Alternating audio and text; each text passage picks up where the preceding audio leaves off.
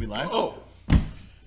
What's up? Hey, Apparently I wasn't ready. There it is. Hey, everybody. Welcome to Call in the Ring. We're here. We're going to be talking about the greatest Royal Rumble. And actually talk about, was it actually the greatest Royal Rumble? Well, that's a questionable statement, I feel like.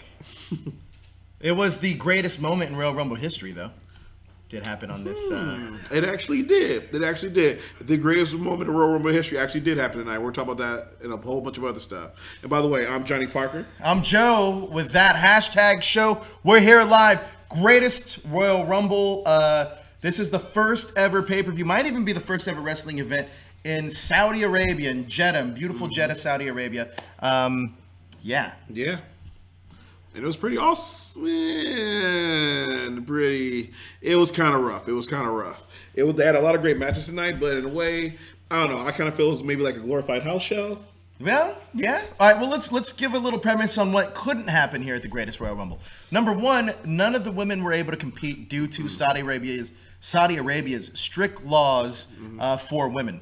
It is a progressive state, however, because women just did get the permission to drive vehicles within the past, 2 years. That's applaud you, Saudi Arabia. Yeah. In addition to that, they just did their first co-ed movie screening, and it was Black Panther. And so they are progressing forward. I believe they started to realize that women need equal rights, but again, they're just going at their own slow pace, but they have started to make steps forward. But as Joe said, because of that, though, the women, Sasha Banks, Alexa Bliss, Bayley, Nia Jax, Asuka, Charlotte Flair, Becky Lynch, not there tonight. So the boys had to carry the show. Yes, and before we even get into that, we have a little thing called the Super Chat feature. Hit that little $ sign that helps support the show, keeps the lights on here in the beautiful studio that we have right now.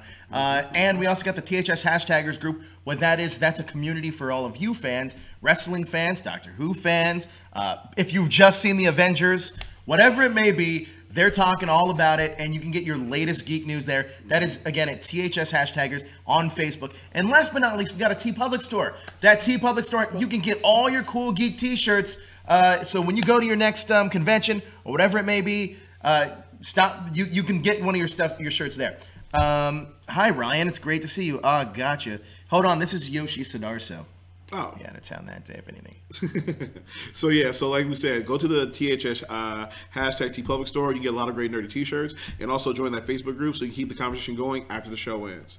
And so tonight we're going to run down the card. We got a lot of great matches to talk about. We have Cena versus Triple H, which, they kind of said we haven't seen in a while, which is true. We also have Undertaker coming, wrestling Rusev Day, so that's kind of awesome. We also have the rematch between AJ Styles and Nakamura. We have the rematch of Brock versus Roman Reigns, round 3. Rusev? Mm-hmm. Oh, yeah, Rusev versus Undertaker. It's not on there. Oh, I said it, though. But, yeah, Rusev versus Undertaker, yep. And then we also have the 50-man Royal Rumble. By the way, if any wrestling fan is, share out this video immediately. Because we need your views. We need your views. All right, Joe, so what do you want to start off at? Well, what I want to start off at is talking about if this show, you call it a glorified house show. Let's talk about some of the storylines leading into this show. Now, granted, the brand split it's not official. It's starting to get into effect now. I feel like after this show, the brand split is complete, right? Is that right? Yes and no. So the thing about it is the brand split will be completely complete. After Backlash? Exactly. Everyone will be into their own storylines and whatnot. But the problem with it is, though, is that because last year the pay-per-views weren't performing so well with the brand split, they've actually brought the pay-per-views back together now. So now pay-per-views are going to be Raw and SmackDown mixed together. They actually recorded this really random music video talking about best of both worlds, almost like R. Kelly, Jay-Z style. Yeah. But they just kind of brought it all together. So now they're going to be doing doing pay-per-views together now. So they'll be split doing their own storylines, but once a month they'll be coming together for pay-per-views, which gives us the chance to see maybe a few more intermingling matches and whatnot, maybe see belts change shows and things like that. So it opens up the door for a lot of potential. That's right. And not only does it open the door for a lot of potential, but I think a lot of this seemed like a lot of practice matches for what you're going to see at that pay-per-view. At least for the most part. It also gave a lot of chance for guys to work with each other. All right, let's kick it off. You went over the card a little bit. I want to talk about some of the highlights for you. Okay. Let's not go match by match, but let's talk about something. What was the one thing that really impressed you on this pay-per-view? Let's see here. What impressed me the most on this pay-per-view? My highlight would probably have to be, Junior, we have the graphic ready? Titus? Oh, okay. So my highlight, other than Titus, which we'll talk about later, would probably have to be Daniel Bryan going the distance in the 50-man Royal Rumble. Like, he came out the #1 spot, and you kind of know with the history of Daniel Bryan, there was that year that he was supposed to win it, but he didn't, and the fans like kind of like turned sour and they were upset. Luckily, he did win the championship at WrestleMania, but ever since then, there's been this kind of curse from around Royal Rumbles. So today, he was our Iron Man. He went the distance. At one point, his chest got turned to hamburger. Yeah. And so it was looking raw. So for me, that was the highlight. I was happy to see Daniel Bryan get a chance to shine, and the fans loved him. They were doing the yes chant for him, so I was happy to see that. I think that Triple H might be the greatest wrestler of all time. Maybe 100%, probably the best ever. The cerebral assassin. There's a reason why that guy's on top. Did you know that he married the company? Well, no, it's because he's the best wrestler ever, and here's the reason why. He was able to compete in a wrestling match against John Cena in Saudi Arabia and put him in a sleeper hold, but put me in a sleeper hold at the same time. I didn't even know that was even a possibility. So when Triple H can do something like that, that's incredible. Mm-hmm. It's transcendent. Mm-hmm. He might be the Sandman. Mm-hmm. He can put people in holds that you're feeling from all the way around the world. That's true. Crazy. That's true. You know what? I didn't look at it that way. I think you might be right. Because my God, that match was kind of terrible. And the sad part about it is, though, like, for anybody, for the fans who watch Call in the Ring, we talked about this last week with Double K. I told Double K, like, you know what? This could low-key be the match of the night. Now, why did I say this could be the match of the night? At WrestleMania, Triple H, Ronda Rousey, Stephanie McMahon, and Kurt Angle put on probably one of the best matches of that night. It was solid. The crowd was standing on their feet the entire time. Our producer, Junior, was there. He said he loved it. It was insane. And the thing about it is, I was like, well, going with that momentum, you've got John Cena. John Cena is the workhorse of WWE. He's always coming up with new moves. He's always trying to push himself. So he's in a match with Triple H, the Game. Someone who's been around for like 2 decades, who's held all these belts and whatnot, who's developed NXT, who wants to maybe show like how you tell a good story in like in-ring match. But sadly, kind of like you said, I went to sleep. Do you think it's because these guys, whether it be the jet lag and the travel and all the PR that they're doing, or do you think it might be because they just wanted to take it easy, or do you think it just was that they're past their prime? I think what it probably was that Vince McMahon came out to the whole locker room right before this and was like, hey guys, just one reminder, we have Raw on Monday. We have Raw in 2 days. Because honestly, like, again, I don't know what it was, but again, that's why I say it was a glorified house show, because I feel like this was just like for entertainment, for the spectacle of the Saudi Arabian audience. And I think they might say a chance like you like double their money. They're like, look, let's go ahead and do this house show in Saudi Arabia. We'll have some fun. But hey, why don't we go ahead and just like throw it in the pay-per-view as well? We'll bring back Chris Jericho. We'll have some fun with it, try to make a spectacle, maybe try to get a couple endorsements here and there. I feel like they felt they could like double their money while doing it this way. Because sadly enough, the reason why I say it was a glorified house show is because nothing really significant happened. Like, you talked about storylines earlier, none of the storylines really progressed that much further. Like, honestly, as we go through this card and talk about a lot of the different matches, a lot of the storylines are still at the same point they were prior to the matches. Yeah. And Cena against Triple H seems like an oddball match to me. Cena ended up winning. How did he win? He got the AA. 2 AAs. So he hit it, but it was kind of interesting because we've seen, so that's why I say again, it was like we have Raw money, don't go anything too far. Because you've seen John Cena do the AA, right? Where he does the AA, but then he'll do the fireman roll on top of him, pick him up and do that AA again. He did something like that, but it was the lazier version. So he hit the AA, but then he goes and grabs Triple H by his legs. You know that thing we fall back and launch him to the corner? He did that. And then as Triple H was like stumbling, he gives him another AA. So he did a modified version of a AA-esque maneuver. Exactly. So he did that, then picked him up, gave him another AA, then 1, 2, 3, and the match was over. Do you think that both these guys can put on a good match anywhere else in the world? Yes. Like, here's the thing. We crack jokes about Triple H, but the thing about it is, though, he's going to go down as one of the greatest heels of all time. There's a time during the Attitude Era where you hated Triple H because you were supposed to hate Triple H. I love Triple H. I love Triple H in the Attitude Era. I hated Triple H during the resurgence of DX when it was him and Shawn Michaels being 2 old guys doing DX. That's when you hated him? That's when I hated him. That's when I loved him. Because I thought he was hilarious. But here's the thing, though. Either way, love or hate, is that what they say. He's getting emotional reaction out of us. And the fact of the matter is... Well, so is Roman Reigns. But we'll get to that later. Yeah, we'll talk about that, yeah. But it was like with Triple H, though, it was like, again, he was an amazing heel. He knows how to work. He knows how to like put on good matches and whatnot. He's won some great matches with The Rock, with Mick Foley and all these things. So I think, honestly, when it comes down to it, just like we saw at WrestleMania, he knows how to put together a good match. So does John Cena, who has some of the greatest matches of all time. Like last year, he had a match with AJ Styles. We could arguably say it was a 5-star match. I just think, again, when it came to tonight, it was a house show, and they just didn't want to put their themselves out there like that. They didn't want to take too many risks. Yeah. Why would you? Why would you? You're all the way in Saudi Arabia. And I think maybe they might have underestimated how many people probably watch this as well. Like, again, today, 9 a.m., I was up excited, ready to watch this pay-per-view. I was like, all right, cool. No, you were not. I was legit up. At 10:30. But I was up, and I was like, all right, let me go ahead and see what this is going to be about. And I was watching it, and sadly enough, I was a little bit disappointed. But that was the first match, though. What about you? What about me? So, what about you? Do you think those two guys can put on a good match like anywhere in the world? Now? Yeah. Yes, but it's a specific kind of match. You're not gonna see a match that you would see like Daniel Bryan against like AJ Styles, right? No. You're gonna see a very specific type of match, but for the match that it is, I think they can do it. But there is nothing more than a WWE style match than a John Cena versus Triple H. Yeah, straight up. So if you're into that style and if you're into that form of storytelling, yes, absolutely. I think they can put on a good match. Let's move on to Cedric Alexander against Kalisto, the Lucha Dragon. Yeah. Again, they came out. Cedric had put the Cruiserweight Championship on the line. They had a good match. They didn't go all out, though. One of my biggest criticisms of 205 Live in the whole division is that you got guys who can fly, let them fly. Again, we got another WWE style match. Kind of like we just talked about with John Cena and Triple H. They were doing that same style when you have two guys who can like really fly in the air. There were a couple flips here and there, but some of the standard things we see Cedric Alexander do on 205 Live, we've seen Kalisto do on like Raw. So at the end of the night, it wasn't anything that impressive. They give a recap. They went back and forth, and Cedric reversed into the lumbar check and managed to get the 3, 1, 2, 3 pretty quickly in the middle. It was a short match. It was kind of meant to be a transition as it got to like some of the bigger matches of the night. 205 Live is a little bit of a conundrum to me because I feel like 205 Live is WWE's version, or what they can make it their version of Ring of Honor. And I think that with the talent they have, there's no reason why it isn't. So I really think it'd be smart to bring in a guy like Jeff Jarrett or somebody, or maybe one of these old school. You know what? Honestly, Sarah Del Rey, who's trained a lot of the women in NXT, somebody that understands, I wouldn't say Jeff Jarrett, but somebody that understands the Ring of Honor style. Yeah. Somebody like a what's his name? Nigel McGuinness.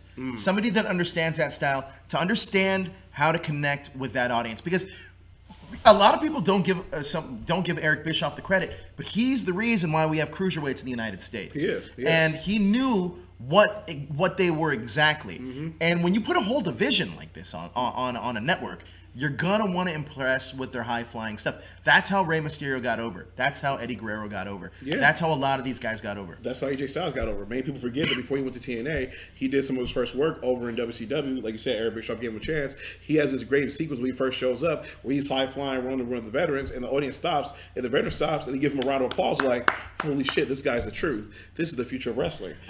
I'm a little perplexed with what they're doing with 205 Live, though, because I think it's, honest to God, it's lost a little bit of its steam without Enzo Amore. You know why? It's because they don't have a mouthpiece on 205 Live. Nope. They don't have somebody that's going to be in your face. They don't have a superstar on 205 Live. So I know what they're trying to do with NXT, bringing in guys like Roderick Strong. But you know what? Somebody like Rey Mysterio would give it a shot, a real big shot. Also, another person that I was just watching on Raw, or was it SmackDown? It was one of the two, that fits into the 205 category was, God, who was it?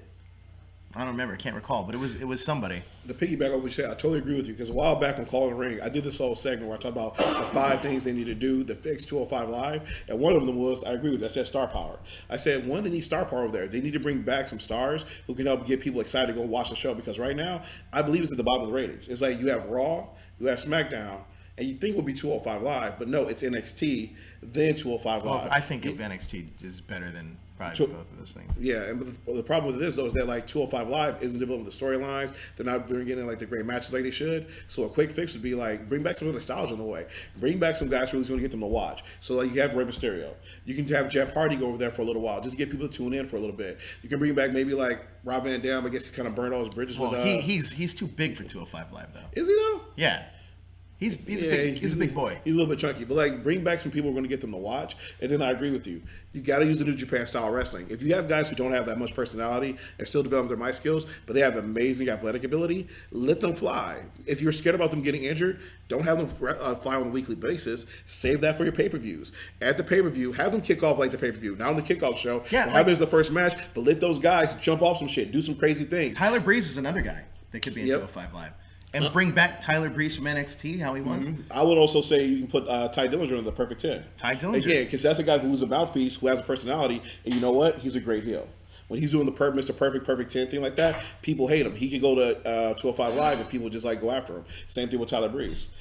I think 205 Live is just missing that bit of panache. But also, if you do that Ring of Honor style, just make it about the style in the ring and forget about the storylines. You're okay.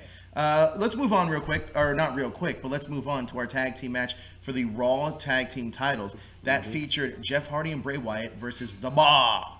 Yep. The Bar! The Bar! Because we are The Bar! It was a good match.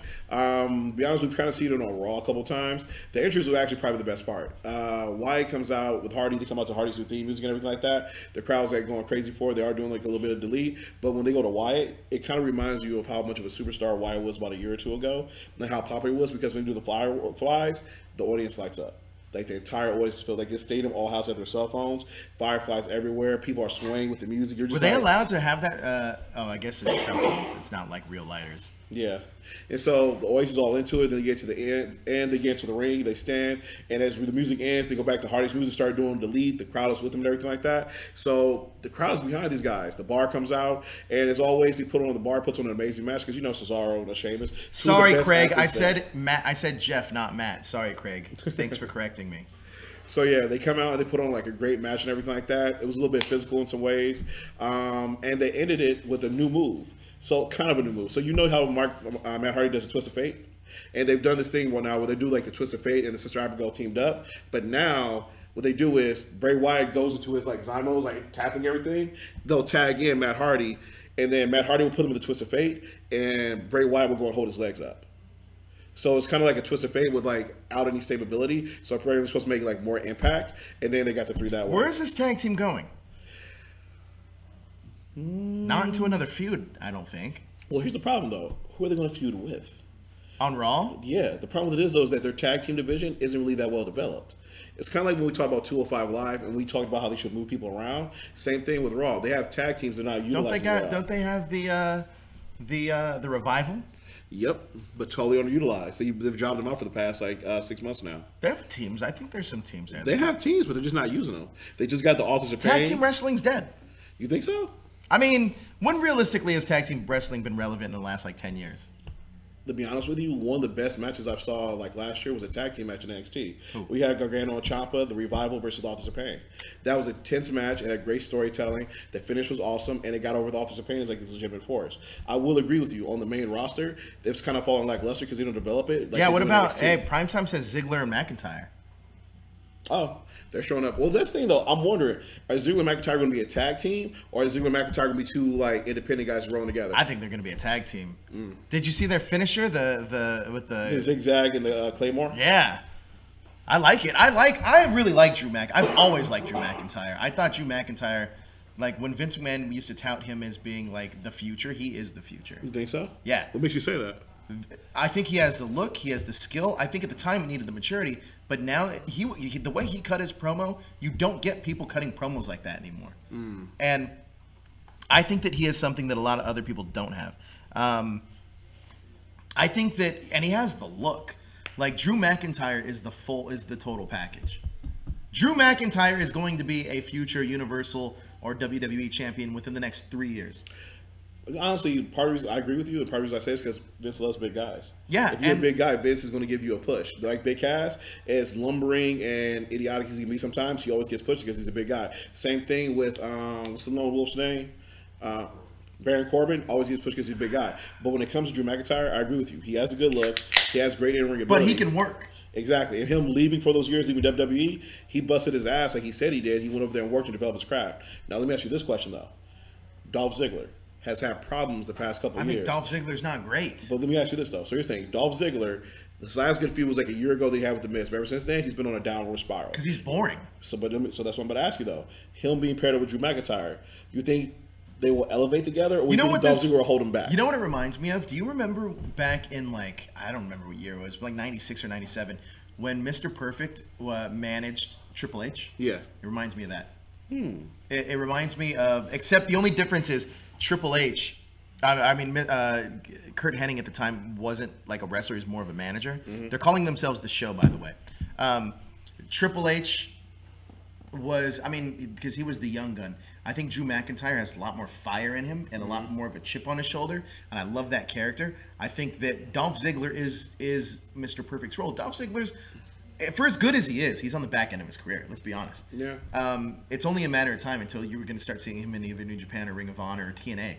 So I think that this team up benefits Dolph Ziggler more than it does Drew McIntyre. I agree, because the problem with it is, though, is that like the skills that Drew McIntyre you think could learn from Dolph, he already knows. He knows he has great in-ring ability. He already knows how to talk on the mic, and you kind of see it. The crowd responds more to Drew McIntyre than do Dolph Ziggler. Yeah. So if anything, this tag team is helping Dolph Ziggler out more than it's helping out Drew McIntyre. I actually think that Drew McIntyre, he's going to be a champion before Finn Balor.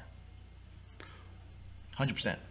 Honestly, like, here's the thing. I really can't argue with that, because Finn Balor's not really getting the push. Like, can we go and talk about the ladder match? Yeah, let's go. Let's do it. All right, so with the ladder match, you're going to skip the Bludgeon Brothers and the Usos, though? So anyway, the ladder match. So the ladder match tonight, you had The Miz, you had Seth Rollins, you had Samoa Joe, and you had Finn Balor in this like great match. And the problem with it is, though, about a month ago at NXT, we had one of the greatest like ladder matches of all time that got a 5-star rating from Dave Meltzer. So going tonight, we talked about this other night. Double K was like, this could be the match to steal a show. I agreed with them, but my whole thing was I was kind of worried that these guys were going to be too worried about getting injured, and they'd be like, hey guys, we have Raw on Monday. And sure enough, we got one of those matches. Now, granted, we have some of the best workers in the business right now. Samoa Joe's a beast. The Miz is cutting great promos. Seth Rollins is Monday Night Rollins, and Finn Balor's doing amazing work. But the match was kind of lackluster because they were all kind of afraid to take the risk they were going to take. And the ending to the match was kind of terrible. Finn Balor is grinding his way up the ladder, right? Trying to get up to the top. Now, in the past, we've seen some great finish. We've seen guys get to the top of the ladder, start headbutting each other. We've seen guys get pulled off and powerbomb, and then they climb up. Seth Rollins gets on the ropes, jumps off to the ladder. He's actually under Finn Balor, where Finn Balor is. He just scoops up a little fast and then grabs the belt. And that's the ending to it. He's just that much faster than Finn Balor and wins the belt that way. Here's my problem with Finn Balor is that Finn Balor is a watered-down version of Prince Devitt from New Japan. So that he's a watered-down. His NXT version was a watered-down version of Prince Devitt, but his WWE version is a watered-down version of his NXT version. So I feel that, and it doesn't even make sense. The Balor Club thing doesn't even make sense anymore. No. Especially not without Luke Gallows and Anderson there. How are you a club of one? How are you a club of one? Huh? How are you a club of one? It's not a club. That's you hanging by yourself. I don't get it. I don't understand it. I don't get it. I don't understand it. Finn Balor. I really wish and Kevin hates when I say this, that WWE has a very specific style, and it does.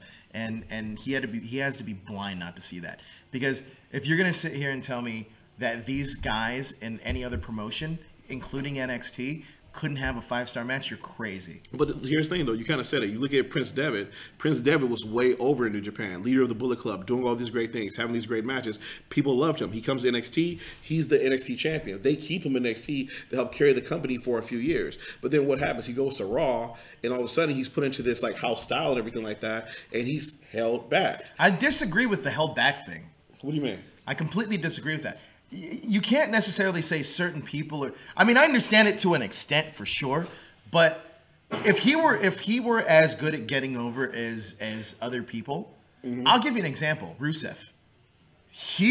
You can say he's held back all you want, but he's over. He's over. So you can get people, you can get fans behind you, regardless of what your limitations are or what they're telling you can't do. You know who else was over? Zack Ryder. He was over. You know, you can now. I think that he definitely was held back, even though he was over. But it was very clear that he was over. When Finn Balor's music hits, there's not that reaction that other people get. It just doesn't happen. So here's the thing. I'm with you, and I agree with you that people are over. But the thing about this, going back to your example, like Zack Ryder was over, But like you said, though, he stopped getting over when they stopped giving those pushes. Sure. Because like he wins their Intercontinental Championship. I don't think he ever stopped getting over. Well, the problem with this though is that he stopped winning matches and people kind of like stopped caring. Well, I think they took him off of TV, and that's how. But Finn Balor's on every week. There's no excuse. True, but here's the thing though: they stopped putting him in positions where he could be successful. Say with Rusev, Rusev day is over right now. But if they don't start putting him in a position where he can be successful and keep that momentum going, eventually that's going to start to go downhill. I disagree. I don't think so. Because the way the WWE audience is if you don't give them something that they want, you know what a great example is? CM Punk. Okay. Even though he hasn't been in the company for the last like 3 years, they still chant his name. That's true. He's over. That's true though. But to help you out with that though, a counter example of that would be Bray Wyatt. Bray Wyatt was coming. Remember 2 years ago when he was getting ready to do that match with Undertaker? The man was literally cutting promos by himself. There was no Undertaker there for him to go with. He was literally cutting promos by himself, and he got people hyped and believing that match. He got over. He got over and carried to the next year where he got the belt. But all of a sudden, some mismanagement, and he started this downhill. I disagree with that because I don't think it's necessarily Bray Wyatt's gimmick was over, but his style is what holds him back. Bray Wyatt. Wait. What do you mean by style? The voice, his like in-ring talking, style, his in-ring ability. Isn't that to savvy savvy wrestling fans? Realistically, when you see a Bray Wyatt match, you're not getting anything crazy. You're getting a very standard Bray Wyatt match, no matter what it is.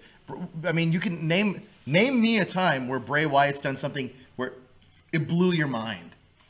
See, the thing about it is, though, is that I think Bray Wyatt has a different skill set. Like, I agree with you. His in-ring ability isn't, like, phenomenal. Like, it's not something that's going to blow me away, like I would say, like, an AJ Styles would. But his mic work is awesome, though. And kind of problem that held him back was they started putting him on every week doing the exact same thing without giving anybody the feud with, and his momentum started to carry downhill. Well, it's also, I don't know if I agree with that, but it's also because I think that Bray Wyatt has this, I think he has a glass ceiling. And when his ability isn't that of which is going to make him surpass that.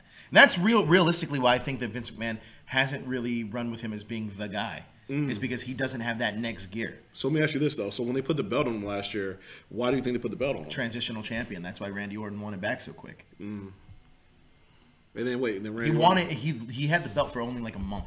It was like, well, he wanted what pay-per-view did he want it at? They won Survivor Series. He won it the month before WrestleMania. Randy Orton won Royal Rumble, and then he lost it at WrestleMania. Yeah, Randy won Royal Rumble. Wyatt won the belt the next month, and they feuded for like 2 months leading to WrestleMania. So yeah, and then Randy Orton had it for a minute, and then they went to the next person. Then after that was Jinder Mahal, which was his new experiment that kind of failed. I don't think Jinder Mahal failed at all. I don't know. I forgot you love him as a heel. He's a great heel. He's name a guy, and you can, as much as people want to say, like, oh, it's different kind of heat because it's heat to get him off my TV. That's the point. That's the point of drawing heat. To have somebody where you want to see them lose every single night. Jinder Mahal is the heel. Like, Jinder Mahal is a great heel. See, the problem with it is, though, is that I agree with your logic. Like I told you, like before, I was a Triple H fan, and Triple H had that heat where I was like, "Damn, why does this guy always win it?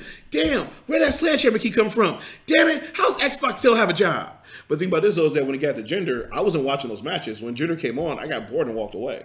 Kind of like you just talked about with Bray Wyatt's in-ring style. Like Jinder, I just didn't like because I found him boring. It wasn't because of what he was saying. I mean, realistically, because he was doing the angry foreigner, which I was kind of like, this feels played out. Realistically, you can. And you know it's funny you say that because I feel that same way about Dolph Ziggler and Seth Rollins. Every single time they have a match, I know that that's my bathroom break. Because I know for me, they do the same things all the time. No, I agree with you, especially about Seth Rollins. Because the thing about it is, though, is with Seth Rollins, when we talk about in-ring ability, Seth Rollins has this amazing in-ring ability, but it's not attached to anything. No. There's no storyline to go with it. His personality, I mean, he seems like a cool guy, but when he seems like he's talking, it seems like he's just having a conversation. It's just kind of like, why do I care? It's like, what are you passionate about? So it comes off as kind of bland. Like right now he has an Intercontinental Championship, and there's this saying that when people have the belt elevates them, or they're elevating the belt. But him with this Intercontinental Championship, I have no idea what's happening. Like I'm just kind of like, why do you even have it? Honestly, it doesn't feel like you should. A guy that you can tell is, I think, honestly, one of the best workers on the mic and in the ring right now is The Miz. And here's the reason why. You can say that The Miz doesn't have like he's soft, his style's weak, whatever you want to say. The Miz is the modern day, like, not as good, but a modern day similar version of Ric Flair. He's a guy that you don't know if he's going to keep the belt every single night. Yep. He is that guy. Yep. I think the Miz has this ability to draw you in, whether it be a heel. And honestly, he's getting face reactions now because people are respecting his ability. You know what? I am not disagreeing with y'all. I think the Miz is amazing. I said this last year was low key like the year of the Miz, and he when he talked about that Intercontinental Championship, he did take the Intercontinental Championship to the next level. He made people care about it. The go with you with that, I'll give you another person who's like that, Kevin Owens.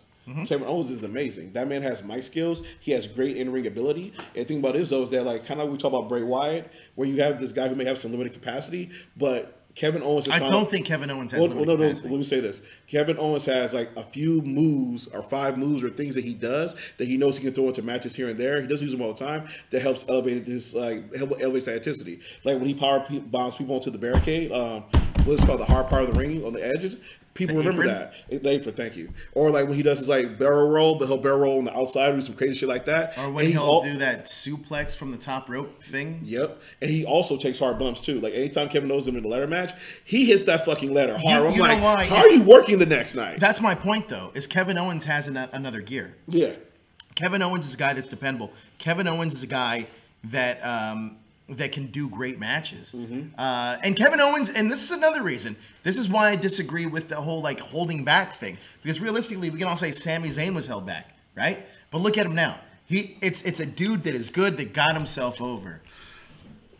Really? Yeah. Okay, so here's the thing, though. Remember how we had the conversation a while back? You said, is Rusev Day over because of Rusev Day, or you said it was over because of Aiden English?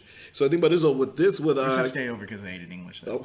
So with this one, is Sami Zayn over? So here's the thing. When it started off, no. Sami Zayn got over because he was with Kevin Owens. But I will say this, though.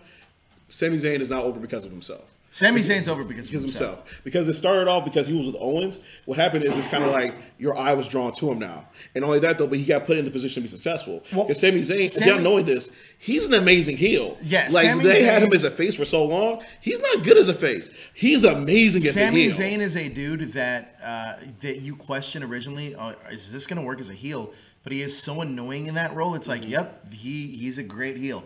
Sami Zayn's a guy that's able to get himself over. But you know why? It's because he's better on the mic than Finn Balor is. That's a straight up fact. Well, let me ask you this too, though. Here's the thing, though. If you had gone to Sami Zayn 2 years ago, back when he was cutting those promos with Mick Foley, when Mick Foley was talking about trading him from what's that girl's name with the red hair? Eva Marie and all that kind of stuff. And they were trying to get him over then, but it kind of like, it went for a little bit, but it kind of like fell lackluster and everything like that. But it's about put him in a position to be successful, because when they made him a heel, put him with Kevin Owens, he was supposed to be successful.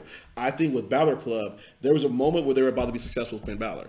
They tagged him up with Anderson and Gallows. They were going to come out as a club again. People got excited. There was this match they had, and afterwards, when the match ended, somebody had cheated against him, and Finn looked upset. You know that smile he always has? Smiling for no gosh damn reason whatsoever. He had lost that smile. They even commented on that. And you were like, the next was like, oh shit, what's going on with Finn? I was interested. I was like, is he going to go heel? Is he going to go heel next week? Maybe start doing some heelish tags and whatnot? But when they came back the next week, they didn't do anything with it. Because, honest with you, I feel like Finn Balor has that potential there. But I just feel like he's not just given a chance to shine. I think Finn Balor has one thing that's going for him. And it's smart that WWE hasn't pulled it out of the old shelf for a while, and that's the Demon. The Demon. And I think that that making it, by not doing it every single week and by not having that going, I think that makes it really special. I will also say though that he can put on amazing matches too. His in-ring ability is great. Like when I watch him wrestle, like I feel he's one except when it was against AJ Styles, that match was boring as fuck. All right, yeah. But I think he's one of the few guys who I watch wrestle, kind of like AJ Styles. So I feel like they can wrestle with most people. Like, I'll never say they can't have a match with this guy. I feel like they can wrestle with most people. I'm going to, since we're moving on now, we talked about the Intercontinental title match. Let's move on. We didn't talk about, when does Rusev fall into all this crap? So Rusev has a match with The Undertaker. But when? In our lineup? Rusev had Did it already happen? No. All right, well, let's talk about it. Did it happen after AJ and Nakamura? No. Oh, well, it happened. All right, let's talk about it now then. Rusev Day is over. Undertaker was back. How long was the match? It was longer than John Cena versus Undertaker, but still not that long though. I might have capped it about felt like 10 minutes. 10 minutes? Mm-hmm. How did Rusev do? Rusev did really good. The problem with this though, so not even a problem, but this is the interesting thing. So when we watched the John Cena match, you notice how John Cena barely got any offense. Undertaker went through, cut his moves, and boom, squashed and everything like that. Rusev got an offense. Like, he was able to hit him, punch him, everything like that. Undertaker got to do like his body punches. He did some old school on him, but then Rusev got him an accolade for a minute. It looked like he was going to break him in half. Aiden English got involved, interfered. There was a moment where Undertaker rolled him to the casket. Aiden English came over, held up so Rusev could like roll out, and then it looked like, of course we knew Rusev was going to lose, but he got him way more offensive than Undertaker did. The match ends though with Undertaker grabbing him, choke slam, roll into the casket. Aiden English tries to interfere. Aiden English gets grabbed by the throat, turned around, tombstone, also rolled into the casket, closed, match done. How did Undertaker look in this match? Not bad. He looked good. How was the crowd reaction? The crowd was amazing. They were loving him. Like when he made his entrance, the crowd were they cheering more for him or Rusev? They kind of exploded. They were like, so when Rusev came out, you heard the Rusev Day chants and whatnot, but once Undertaker got in the ring, it was Undertaker, and Rusev was the heel. I can't take Undertaker seriously anymore in a wrestling ring. I think it's Hall of Fame time for you, buddy. Really? Yes. Do you want to see this guy? Are you kidding me? Yeah, let's bring back Ric Flair. You know what?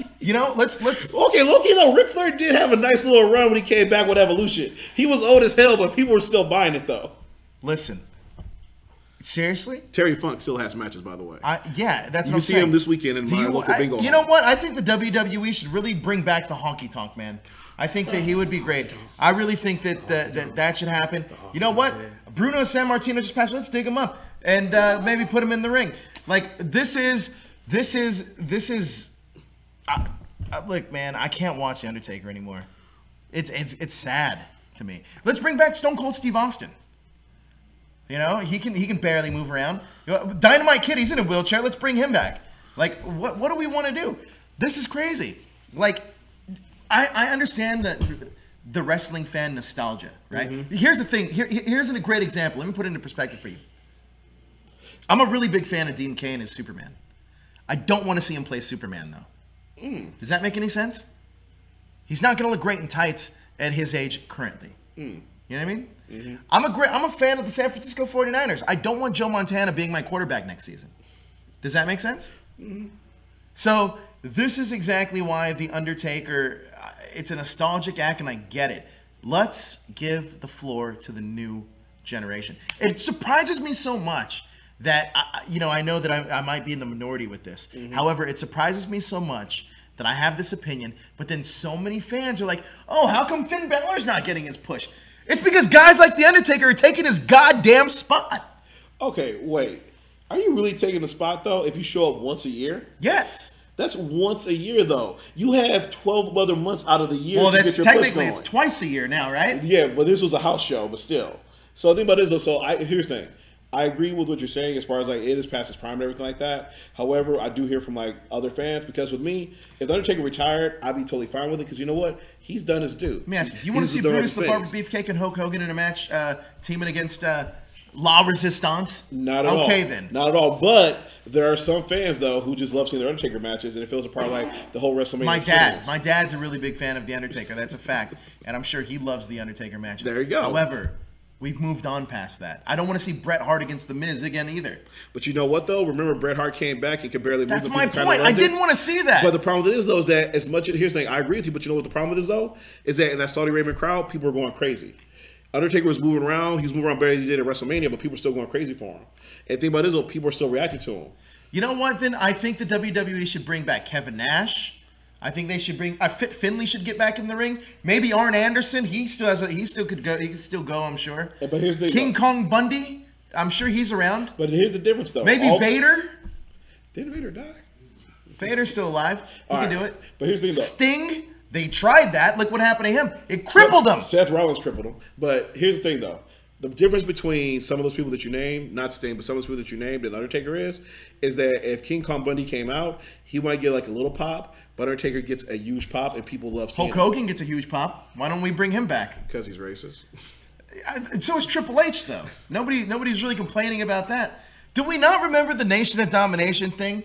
Where they supposedly, the Hart Foundation broke in and was really DX, and they were making all these racial remarks. They had like fried chicken, KFC. There was you kidding me? Shawn Michaels and Shawn Michaels and Triple H, that was a whole thing. That was a thing. That was a thing. But that's probably the reason why you said, like, well, that's the reason why WWE hasn't brought Hulk Hogan yet. Because think about this, though. When it comes down to it, Vince is about that bottom dollar. Why don't we just get a Four Horsemen reunion? I feel like Sid Vicious and Barry Windham, Arn Anderson, Ric Flair, they can be like, that'll make money. You're naming every old wrestler you can know right now. That was the fourth. Bring back Paul Roma. You know what I mean? Like, why? Because they won't sell out like Undertaker will. Ric Flair would. Yeah, he would.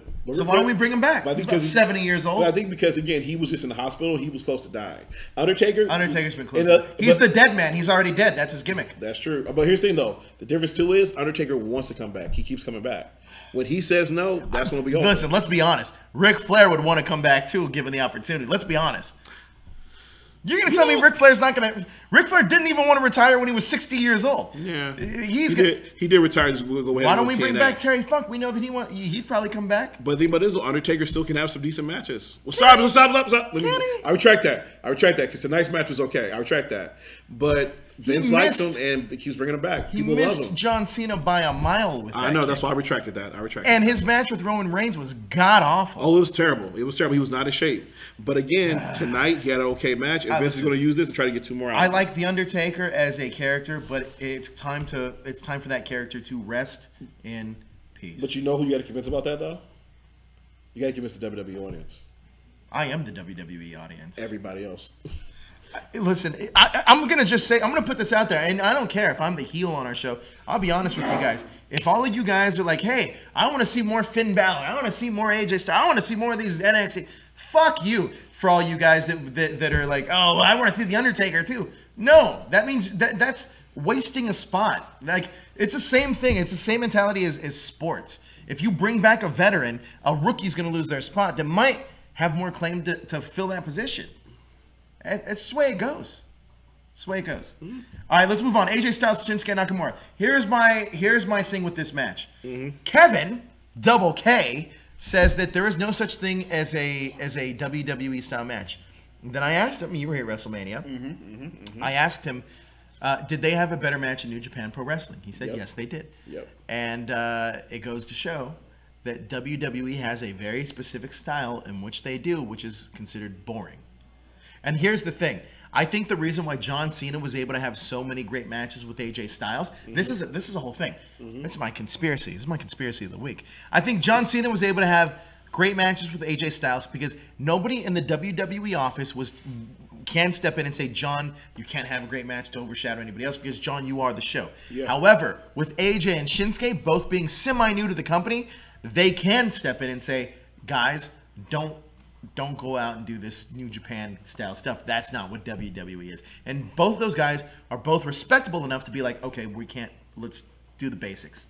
Honestly, I'm not going to argue with you. You look at the way they get around. AJ Styles and Nakamura, they ride on the tour bus with everyone else. John Cena has his own bus.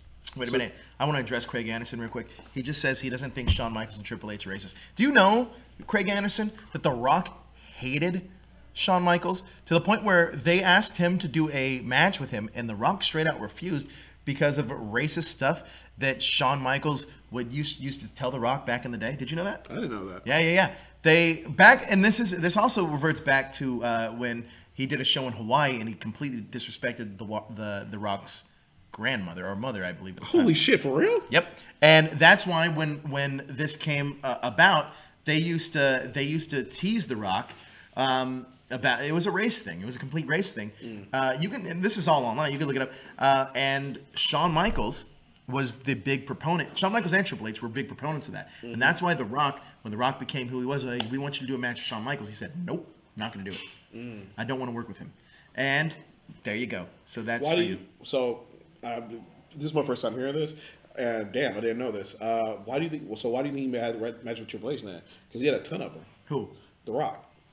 I think that was a little bit of a different scenario because he wasn't The Rock yet. Yeah. He was still like rising. It's when he became The Rock when he was able to call who he wants to do things with. Mm. With that Triple H thing, I think both of those guys were on the rise at the same time. Right. And I think that honestly, he wasn't the superstar that he is now. Obviously, he wasn't even the superstar he was. He was still like in the mid range of his career, so he had to kind of still do things. Okay. But yes, that was that reason. Damn. Sorry, Craig. I didn't know that either. I'm surprised. But interesting, going back to your point about AJ Styles and Nakamura having this like WWE match, yeah. Honestly, the thing about it was though is that like, if they had a New Japan style match, this would have been like slow from the beginning, built up to like these awesome spots with great storytelling and everything like that. And the problem with it was though is that it didn't have those things. Like it was just like you knew Shinsuke was a heel, doing a couple of heelish things here and there, but it was nothing too much. It was a straight up WWE style match. And then the worst thing about it was though, it ended a draw. So in the way they ended the draw, it wasn't a draw like Shinsuke cheated. It was like, oh, that damn heel Shinsuke. Okay. It ended the draw because they got counted out. They got counted out because AJ Styles got upset, was beating up Shinsuke outside of the ring, and they got counted out at 10, and then that was it. And he throws Shinsuke in the ring, does some stuff to him, throws him outside the rope, and then he jumps from the inside the ring outside, does a phenomenal forearm, and gets it back in, and his music hits and whatnot. But it was just a bad match. And it wasn't go ahead. I was just gonna say the problem with it is though, it wasn't just a bad match because it was a WWE style match. It was because of a bad match because we know how much potential these guys have. Yes. It's like we saw LeBron James playing Kobe Bryant as prime 1-on-1, but they were playing like one arm behind the bracket, whatever. We're upset because of how much potential they have, and we don't get to see that. And that's what's happening here tonight. They were held back, and we know this could have been the match of the year, but we're not getting it. So Craig Anderson says, and I completely disagree with this, but he says, I think AJ Styles and Shinsuke Nakamura would have a better match if they were given an Iron Man match. Now, here's the thing with that, is that I barely like watching them for 20 minutes. I don't want to watch them for an hour. And that, I don't want to, let me take that back. I don't want to watch them for an hour in the WWE style of match. Now, looking back now, a lot of people, and this is kind of off topic, so we're gonna take this journey down the left path. Now, here we go. That WrestleMania, people always revere the WrestleMania main event between Bret Hart and Shawn Michaels, WrestleMania 12, as one of the greatest matches of all time. Do you agree? I mean, it's part of the history, definitely. But do you think it's a great match? The one where the history of WrestleMania 12 between WrestleMania 12, Shawn Michaels, Bret Hart, Iron Man match, 60 minutes. I've heard, yeah. Okay, yeah. I see it's up there. Like, it's a great match, yeah. So, I was at that WrestleMania. You were? Yeah. And I was with my dad. I was in the 12th row. And my dad was an okay wrestling fan, but I remember like years later, I think I was like, I don't know, like 5 years later, he came up to me and he was like, you know, remember that match that Shawn Michaels? He's like, yeah. And he's like, that match was really boring. And I was like, no. But then I really went back and watched it. If you go back and watch it, it's 10 minutes of rest holds, 5 minutes of action. 10 minutes of rest hold, 5 minutes of action. And the pacing of the match, I'm sure as a worker, when they say, you know, I'm proud of that match, I'm sure you are, because that's an hour-long match that you just kind of figured out. Yeah, because you had to pace that out. You had to make sure you had momentum. But as an audience member watching it now, it's like a Randy Orton match. To be honest, though, that's the reason why but you're saying, okay, because I'm understanding your theory. Because to be honest with you, that's the reason why I don't like Iron Man matches. Because I always know that it's going to be a long, drawn-out thing.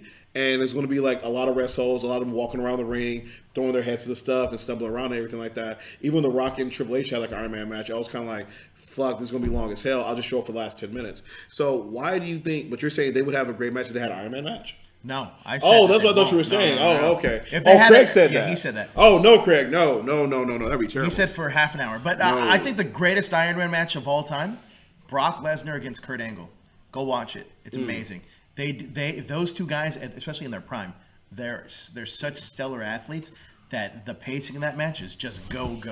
Yeah. And I love the way that younger Kurt Angle worked. And the thing about it is, Kurt Angle back then was a wrestling machine. Yeah, he's a machine. And then you have Brock, who's a natural athlete, who's willing to work together. They just like naturally vibe together, have that chemistry. So when you get that, you're gonna get great matches. So talk to me about Shinsuke and AJ. What is it that they're not connecting in terms of their in-ring work?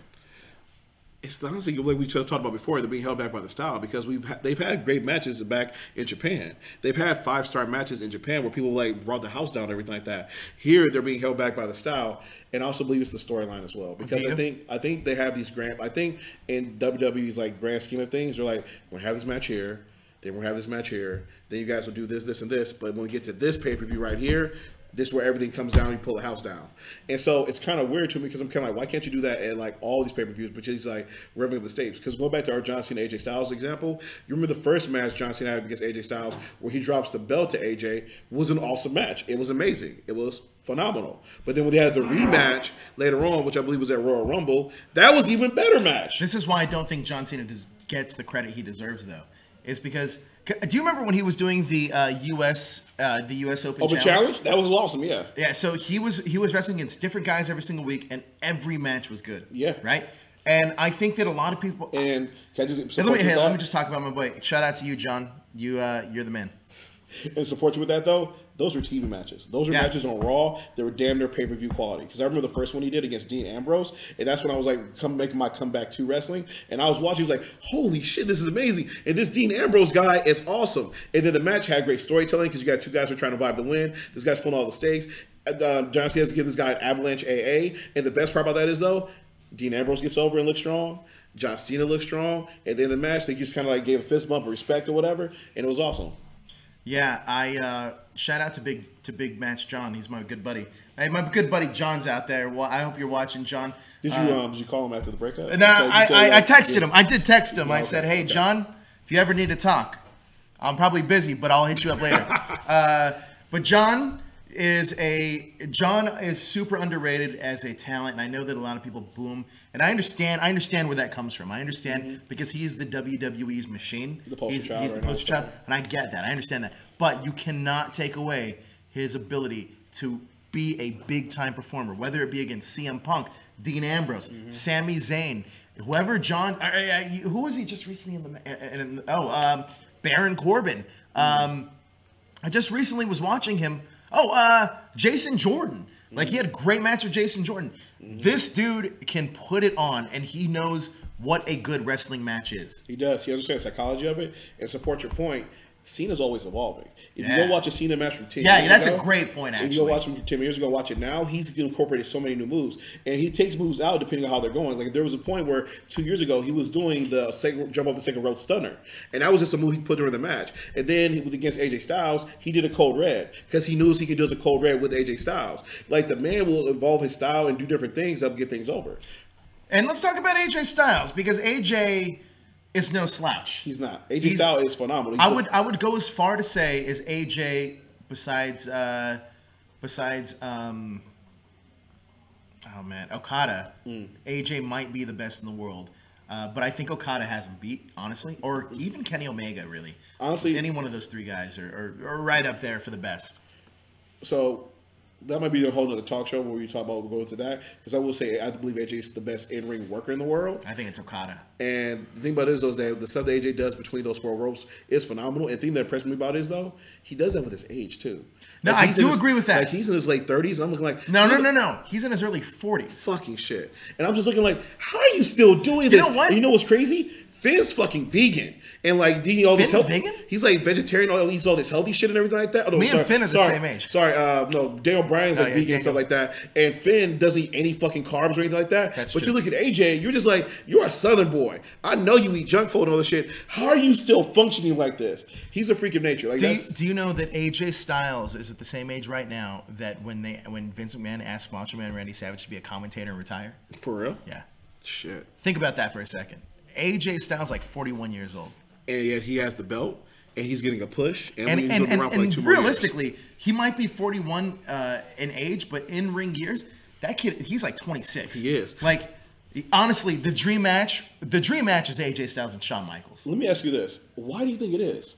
Like, because you think he's just been lucky to avoid like injuries and like damage to his body? Do you think maybe like why is it? Because like you look with other guys, their bodies break down, they can't do this anymore. I honestly think, and this is realistically, I think him being at TNA for so long helped him. How so? Because they don't work as many dates, and he was able to learn. Because you got to think of all the talent that came in TNA at the time, right? You eventually had RVD, you had Jerry Lynn, you had Booker T, you had all these guys, Hulk Hogan, he had Ric Flair, Mick Foley. You had all these guys to learn from, and by the way, not only did you learn from them, but you were always in a main event spot. And you get to understand that, but you're not working as much. Yeah. So you're just saving your body, and then you eventually, you know what? I'm leaving TNA. I'm going to go to New Japan. It's a hard hitting style, but then you learn even more there. But your body's still so fresh that you hadn't taken the beating that a WWE schedule would have you take. And the cool thing about it is, to add to your point though, because you mentioned all these great guys who like came in with this awesome athletic ability, who like kind of like do the main event, but also teach them things. But there were so many people there to teach them life skills and the subtle things you do as a wrestler. Yes. You Remember his run with Christian? Yeah, I was going to say Christian, which was amazing. When we played like the idiot like best friend, he's like Christian. He was like fucking awesome. And then you also had Mr. Kennedy who came over there, who helped teach him like my skills, things like that. Bubba Ray. You had Road Dogg who showed up, and you know Road Dogg makes his whole living off the mic because that man is not in shape. Bubba Ray Dudley. I mean, he had a learning tree of knowledge before he even had to start sacrificing his body. You know what? It's interesting because like I agree with everything you're saying, and that makes sense because it's interesting. I've told people this before when they say, "Do you want Kenny Omega and like the Young Bucks, all these guys to come over?" And I'm kind of like, why? Because the thing about it is I worry about them coming over here because I'm like, with the WWE schedule, they have to work every week and everything like that. I'm like, they're healthy, they're more spread out, they can kind of more control the storylines. And the thing about it is that they don't get injured as much and they kind of control their pacing of the matches. I mean, I would hate to see a watered down version of Kenny Omega. Junior, you saw Kenny Omega in person, right? Tell me in 3 words or in like 10 words or less, how was he as a performer? Amazing. 1 word, it's all it took. That's all it is. So my whole point with that, I don't mind. I would love to see Kenny Omega. I'd love to see the Young Bucks. I'd love to see Cody Rhodes come back. But I'd love to see a Bullet Club type thing. Mm-hmm. In WWE? In WWE. I've just been listening to something to wrestle with about the NWO when they came to WWE. Mm-hmm. And it's so sad of like what they were to what they became. Oh, yeah. And I hate that. But that happened. Go ahead. I hate that you have that with the Bullet Club now. Yeah. In WWE. But it happens all the time though, because you think about remember when Chris Benoit showed up with Eddie Guerrero, Perry Saturn, the Radicals, and Dean Malenko. The thing about it was that like Eddie Guerrero and Chris Benoit got over, and Eddie Guerrero took a long time for him to get over to the point where they got in the battle with. Well, you know what they were missing though. There's a reason why. What? I think they were missing Shane Douglas, the mouthpiece. Yeah. You got to think about when they were I think they were called the Revolution or the Revolution in WCW. Shane Douglas was their mouthpiece. If they would have had a Shane Douglas, they would have gotten there a lot faster. Probably. And granted, I'm a Shane Douglas fan, actually. I'm a big Shane Douglas fan because Triple H stole his gimmick from Shane Douglas. Which one? What gimmick? That when Shane Douglas was part of the Triple Threat, go back and watch like 96, 97. That's what Triple H evolved to. He stole Shane Douglas's gimmick, the franchise gimmick. That was what Triple H became. Well, they're doing that now, low key, because they get kind of upset with Seth Rollins. Because Seth Rollins, the movie he was doing for a while, the new knee move he was doing. Oh, that Kenny Omega move? Yeah, he still was like, "The fuck are you doing? You know we know what that is." They think that wrestling fans don't know. Exactly. But we fucking know WWE, you fucking idiots. Let's talk about this a little bit more. What do Shinsuke and AJ need to do to start getting things going their way? I think kind of like in order to get things going their way, they need to have that New Japan style match where they just kind of like lay it all on the line, just have that amazing match that we know they can do. They need a strong style match. They do. And the thing about it is that I honestly don't think we're going to get that because it's May right now, or it's about to be May like next week. We might not get that till Money in the Bank or until SummerSlam. It's okay. As long as I get it, then this feud's going to be worth it. So let me ask you this then. Going with that logic, if moving forward into the future, as we see more and more matches like this happen, are you cool with them doing this long form storytelling? We're going to get like a shitty match, an okay match, then a great 5-star match? Yes. I think. Honestly, all right. So this is me complaining. That was me complaining as a wrestling fan. But realistically, WWE, the reason why their style exists is to save their bodies.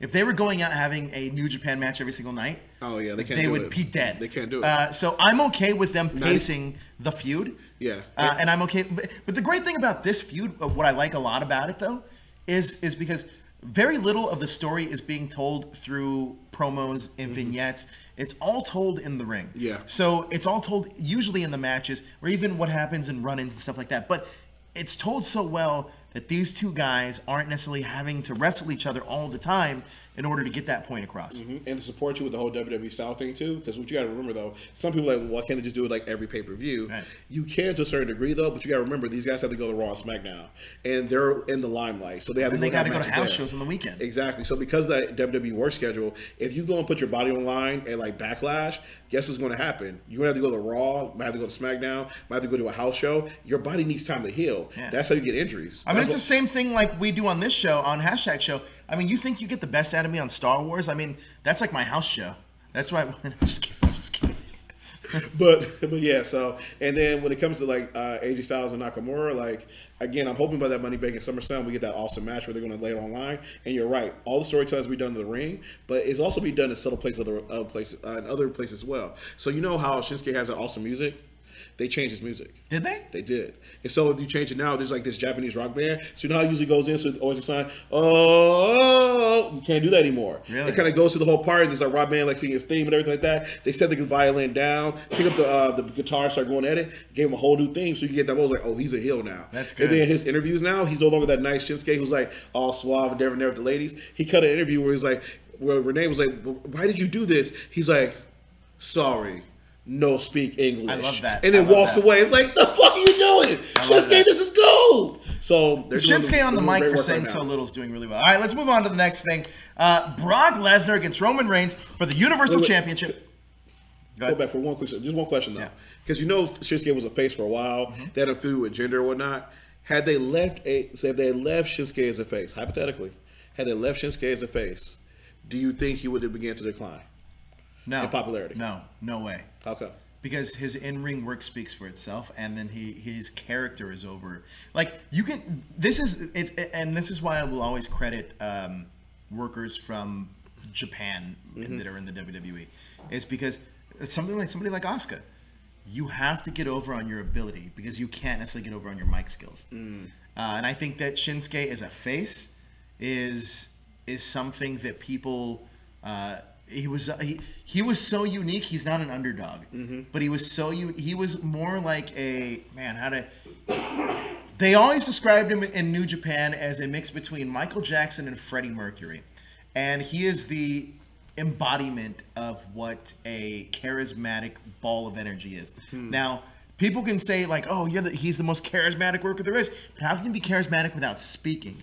Shinsuke Nakamura is that guy. That's true, and to support you with that, I agree, because I think the thing about Izzo, Kerry Sane's a great example of this. When you come from New Japan, like you have the WWE house style, and they're going to do that, but they intentionally incorporate moves that they don't get the audience excited, that you're like, you haven't seen this before, and I have to do this to get you behind me. Like when Kerry Sane does her walk the plank, that shit is like fucking amazing. Just wait till Kerry Sane makes it to the main roster. She is going to be a superstar. And you know what's crazy? She's so small, yet has such impact. She's actually shorter than Asuka. Oh, really? Yeah, they do. They have a picture together on our IG page. I was like, fuck, you're actually really tiny, but she makes a big impression. So I agree with you totally. No, she's going to be great. I can't wait. Brock versus Reigns. Brock Lesnar against Roman Reigns. All right, here's the thing. This is our third time seeing this match? Yep. Third time? Yep. A third time's a charm. Yep. Roman Reigns became the universe. Yeah, get the fuck out of here. Thank the gods Roman Reigns didn't become the Universal Champion.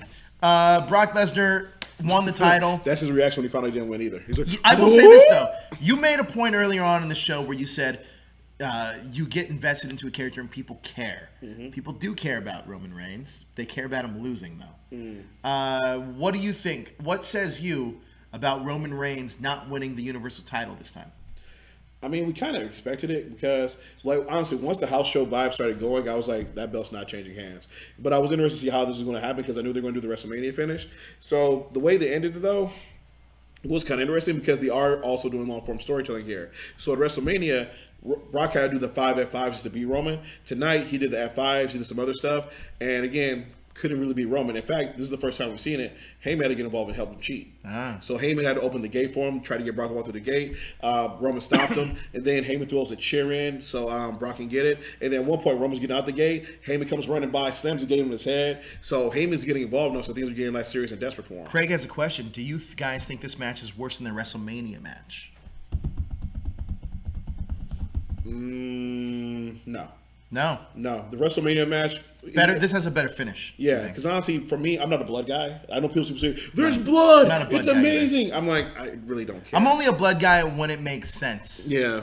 And so with that match, it was kind of like, And here, like I said, the storytelling was more there because you're seeing Brock get more and more desperate and Roman starting to wear him down more. And this ended in a way, like, it wasn't a draw, but the way it ended was like, well, fuck, you broke the cage, which is kind of cool. And he technically did hit the ground first. Granted, it wasn't his feet. So it does kind of leave it open. So I feel it was a better match than WrestleMania. Was it a great match, like end all be all? It was okay, but it was a better match than WrestleMania. So I have a question for you about Roman Reigns. Do you think that Roman Reigns knows that goatees are out unless your name is Tony Stark? I don't think he knows he that. doesn't But really know what that. about Doctor Strange? Well, Doctor Strange too, I guess he kind of counts.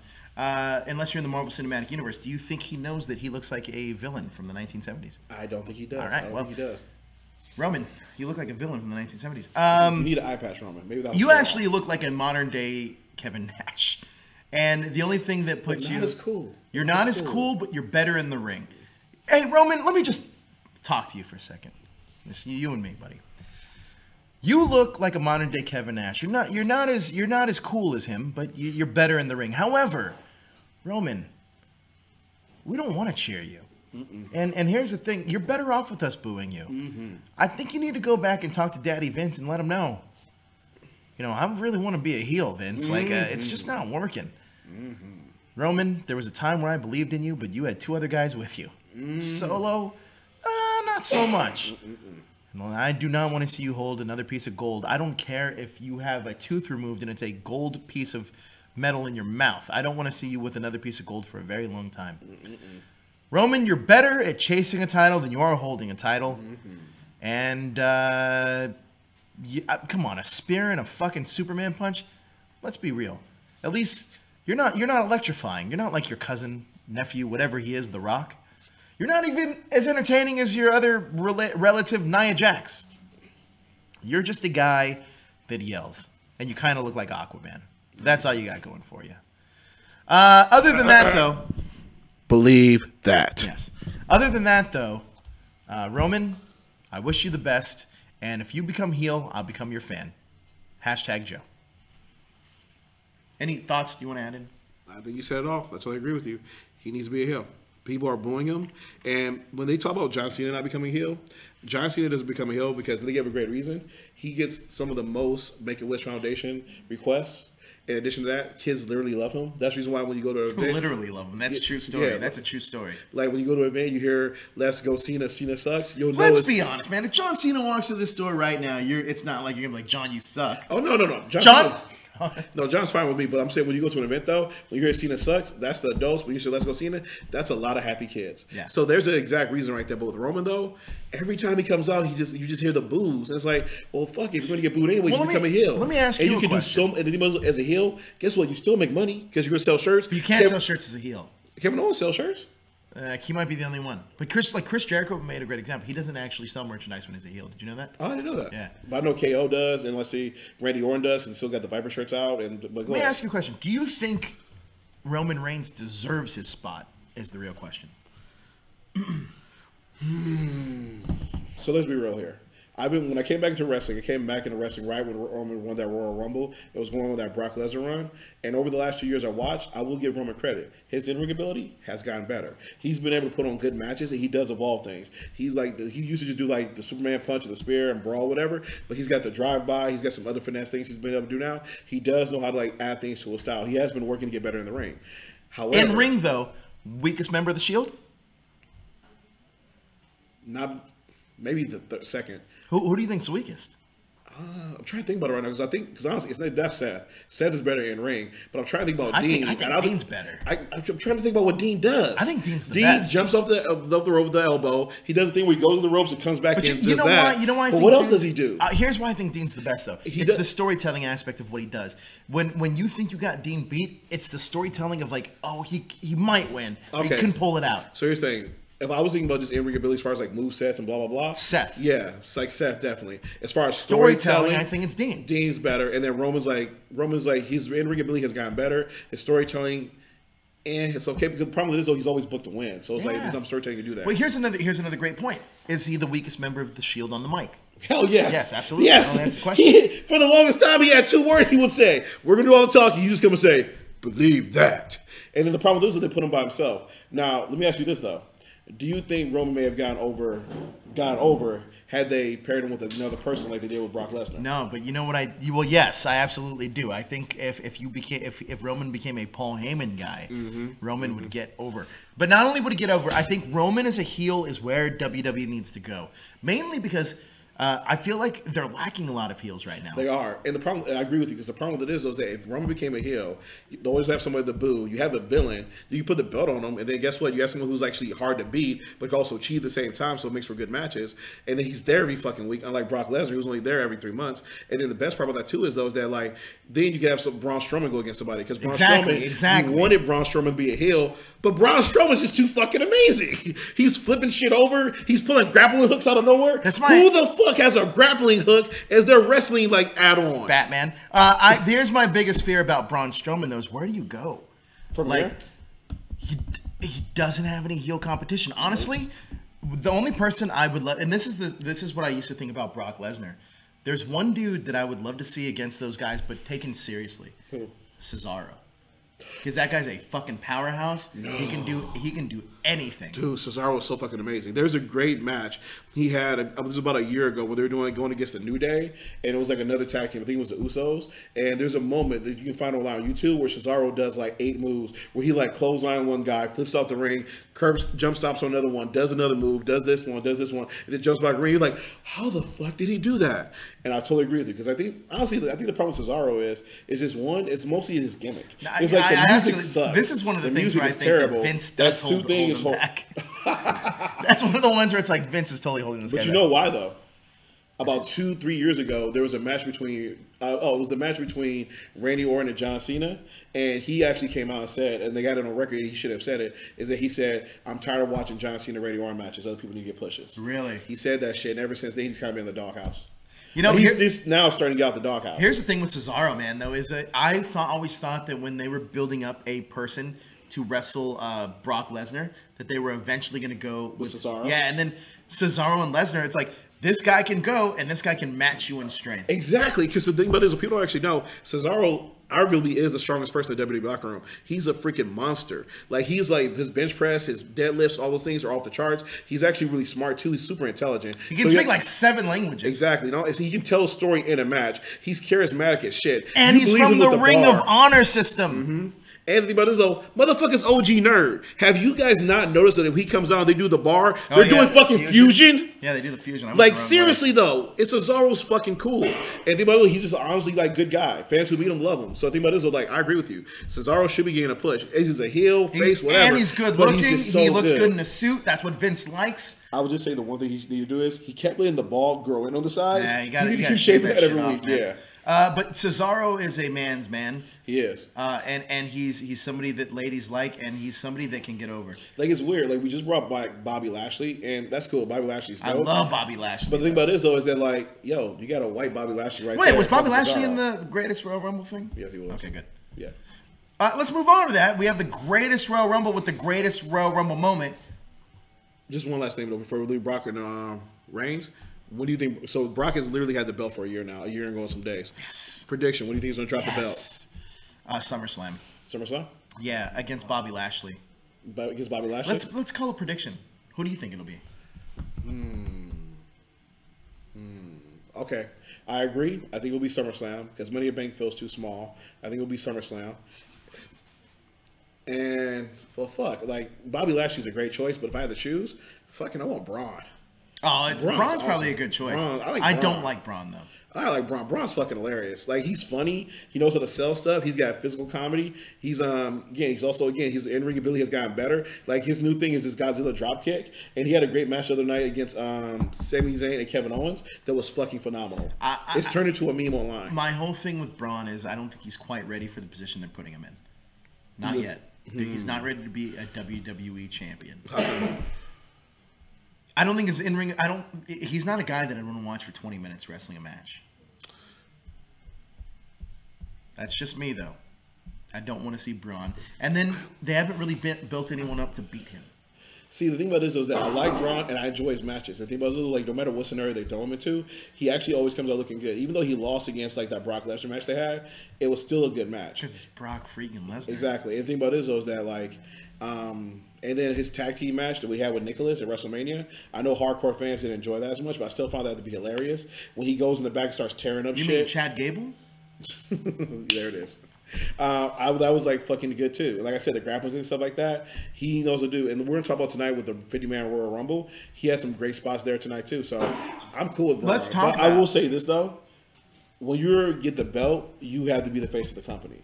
With those responsibilities, those are things I'm not sure if he's ready to handle yet. Because you have to be able to go into Good Morning America. You have to be able to do this. I'll be honest. You have to be flying around. You are the face of the company. I personally like Elias as a WWE champion more than I like Braun. Why? Because Elias is charismatic, Elias can carry the company well, and Elias can speak, and he can speak very well. And I think Elias is going to be one of the biggest superstars in the next 3 years. Calling it right now. 3 years? 3 years? Well, I agree with you. I would say 2. Fine, whatever. Elias is going to be huge. I think Elias is, and I think he is going to be the biggest face when he makes that turn that you will ever see, or one of the biggest face. He's going to be like, I don't want to say rock level, but he's going to be like he's going to be big because that gimmick of playing the guitar can easily change to like praising the crowd.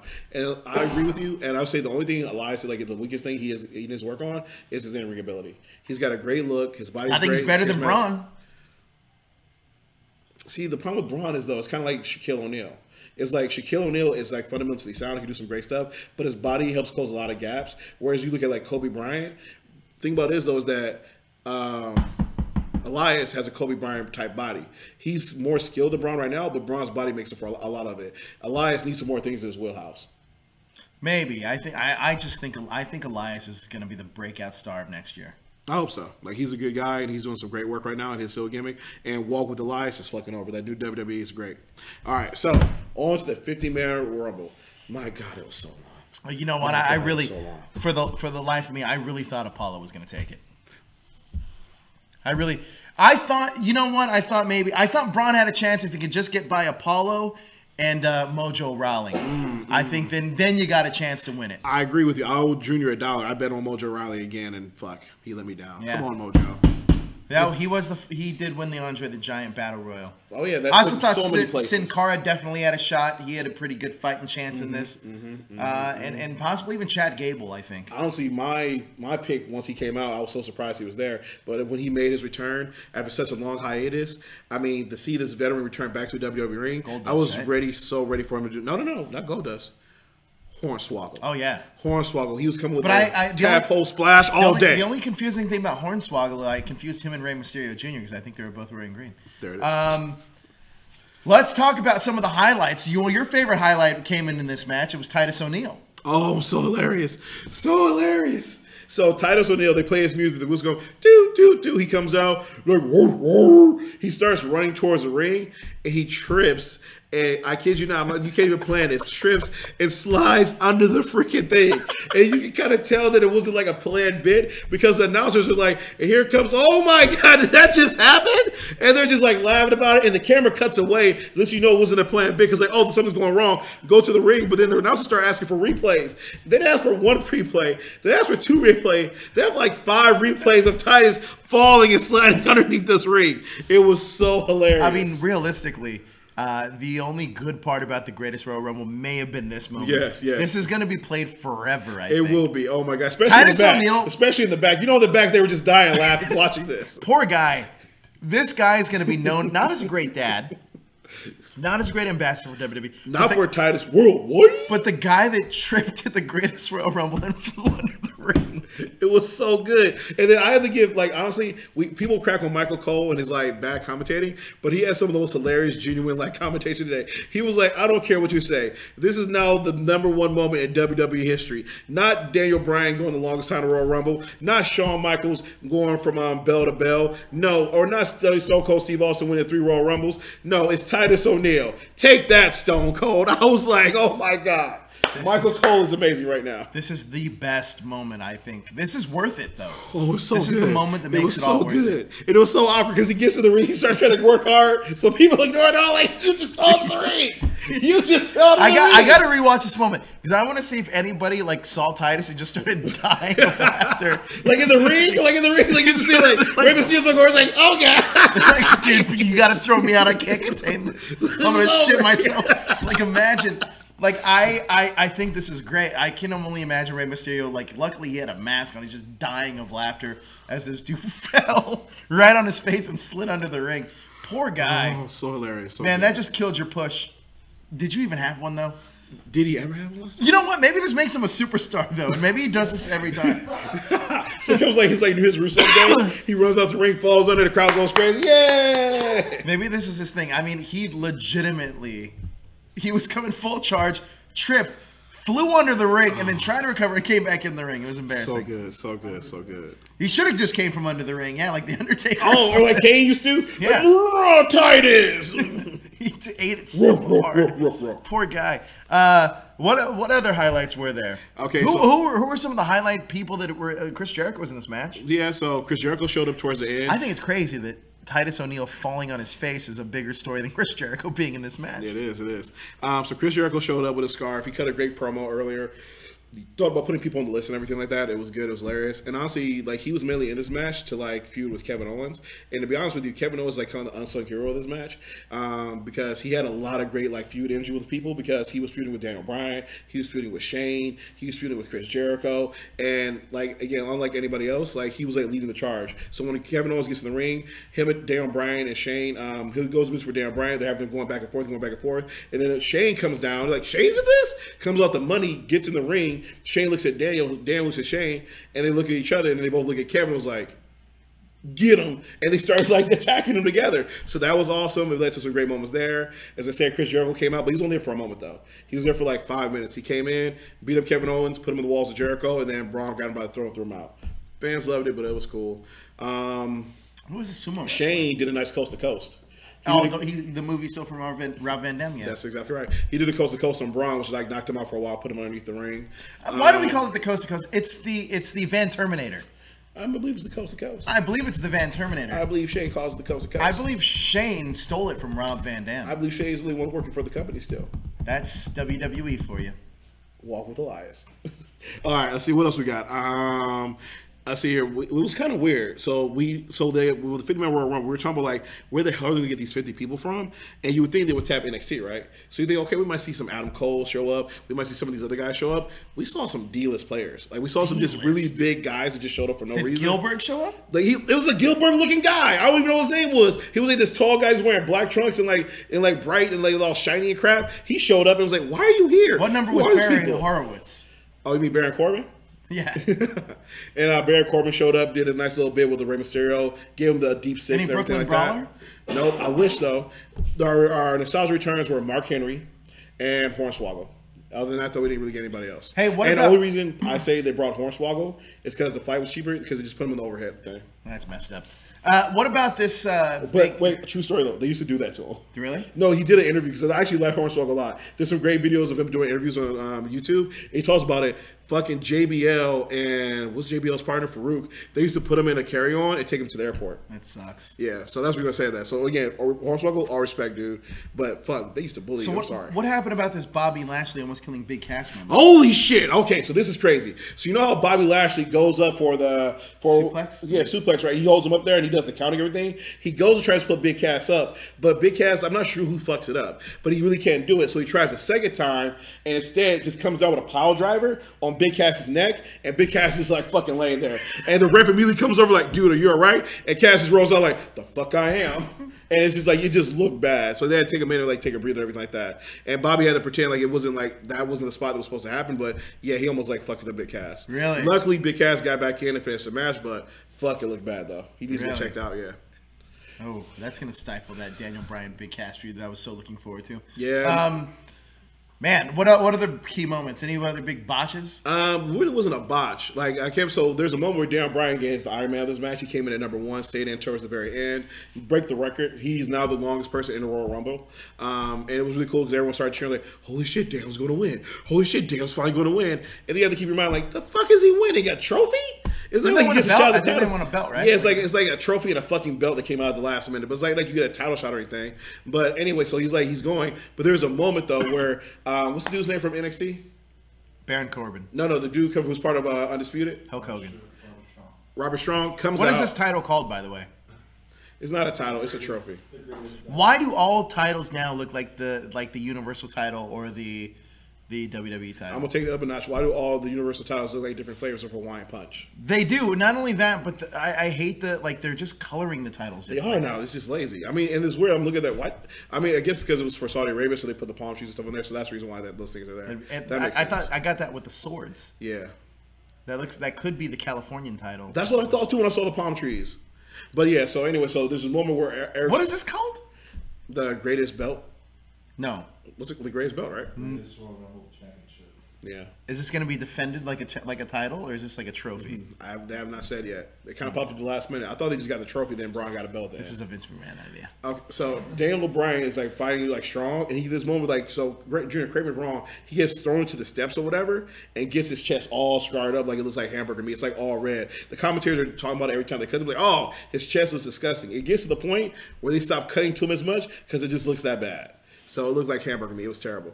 But Darren Bryan did an interview afterwards where he said, no, I fucking loved it. It was great to be back in the ring. I'm happy I could do some like hardcore shit like that. So he loved it. He had a good time. That guy's a sadist, I think. Let's see here. And Ty Dillinger got disrespected as usual. What about Braun killing Shane? Oh, okay. So Braun Strowman's so they're beating up. So Daniel Bryan and Shane teaming up to beat up Kevin Owens again. Darren Bryan does his running kicks into the corner. He lines Shane up. And he's like, Shane, do it. Shane's about to do his coast to coast. But right when Shane goes to do his coast to coast, Terminator. but right when Shane goes to do his coast to coast, here comes Braun. Braun grabs him by the neck. I don't know how the fuck he did this. Tosses him from the ring onto the announce table, like pretty much taking Shane out for the rest of the match. Jesus. So he eliminates Shane. And Hey, we got a super chat. That belt looks unappealing and weird, says Toku Kid. Thank you, Toku Kid. Thank you. It does look weird. Would you wear it if Vince McMahon gave it to you? Well, if he gave it to me, yeah, sure. That's nice. Like, I wouldn't be disrespectful. It looks like it looks terrible. I wouldn't wear it probably, but I would wear it. Why? St. Patty's Day, that shit would get Vince McMahon great is at the bar. getting so lazy with his titles. He really is. That year, no, it's the European. What is it called? The Great Britain Championship looks the same. Oh yeah. They all look the same. They all look stupid. But you know what's crazy? Their music is going great. They've hired new people to do their music, so all the things CFO guys, are doing fucking amazing work. But whoever's designing their belts, excited for NXT. Oh, interesting point. You know who designed the NXT belts? Who? Triple Hulk H. Hogan, of course. Triple H did. He legit draws them and sketches them in the back and everything like that. Really? Yeah. Like he takes when he's like he runs NXT, he fucking runs NXT. And the NXT belts, I gotta give him credit. They don't look bad to me. Like they look cool. Remember that giant X that they used to have? Yeah, that one. Stupid. Yeah. So ugly. They've upgraded to the new ones that look good, even better now. So yeah, so that happens, and then afterwards, there's like two team up moments. At one point, the guys team up on him, and Braun like goes Super Saiyan and knocks them all off. There's a second moment where Kevin Owens like, no, we gotta get him, we gotta do it now, and they all jump him and attack him, everything like that. And then Braun goes Super Saiyan again and knocks him off. Braun eliminates Bobby Lashley, eliminates most of the arena. Oh yeah, there's a hamburger chest for you. That's like terrible. It does. It looks better there because I think it's gone down, but the match it looked like really bad. Let's see here. What else happened? And then at the end of it, it's Braun versus. He eliminates Elias, and at the end, it's Braun versus your favorite wrestler, Big Cass. Big Cass? Yeah. So I thought you'd say Jinder Mahal. So Braun and Jinder Cass go at it, and Braun eliminates and knocks out Big Cass for the win. And there you go. Well, there you go. Primetime wants to know, what do you think about Shinsuke's new theme? I like it. I like it a lot because, like I said, it's I like it a lot. What's that from? Is that from those biscuits? It's not like those hard English things. What's that? What am I talking about? Foster's, Australian for no, that's beer. What is it called? You guys, help me. Foster. It's not Foster's. I keep saying that, but it's not like those hard English things. What am I talking about? Those biscuits. What am I talking about?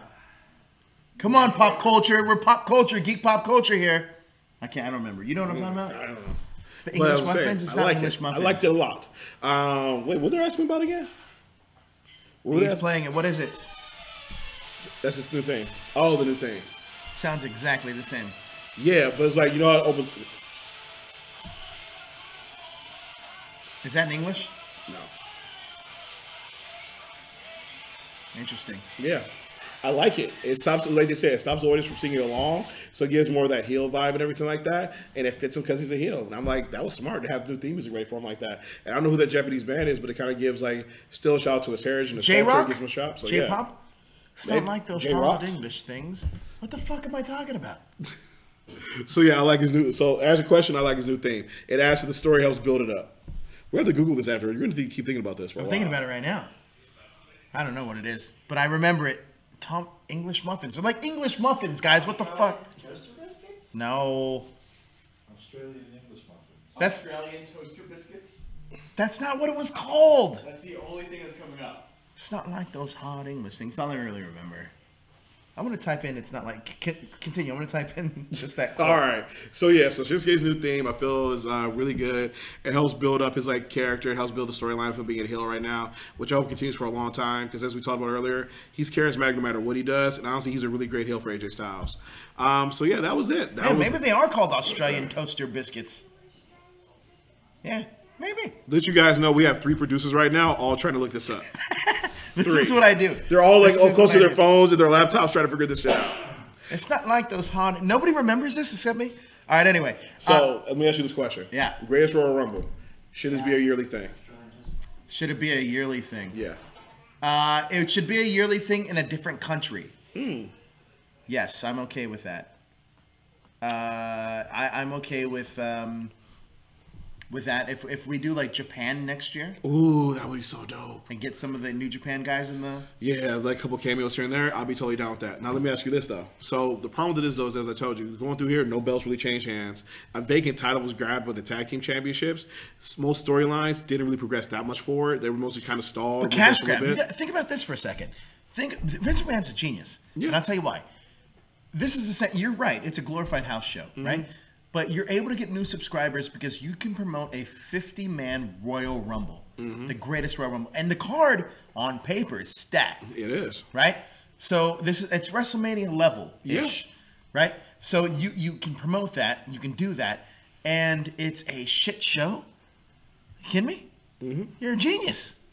I take it back, Vinnie Mac. You're a genius. Yeah, I told you at the beginning. I'll cheer Roman Reigns now. I told you at the beginning. They did it to make money. It was really quick. It was a quick buck they knew they could do by putting it on the network. But here's the thing, though. If they do it again next year, my only thing is it just has to progress stories forward a little bit. Because you can only do it once. Because it's like, fool me once. What is that? Fool me once, shame on you. I don't think they're going to do it again, mainly because me. they have the regular Royal Rumble. So why would they do the greatest Royal Rumble and the regular Royal Rumble? At that point, I wouldn't even watch the regular Royal Rumble. But you know what I think they'll do? I think they'll just do something else next year. Greatest something else. The greatest Survivor Series, 20 versus 20. Greatest Elimination Chamber. The greatest Elimination Chamber, 57 pods.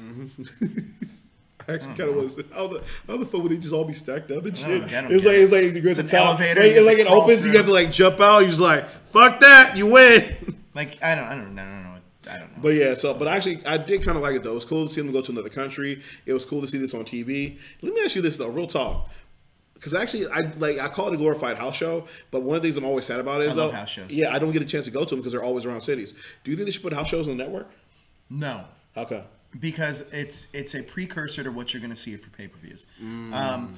The mystique about house shows is this, and this is after listening to Bruce Pritchard and Conrad's podcast, Something to Wrestle About.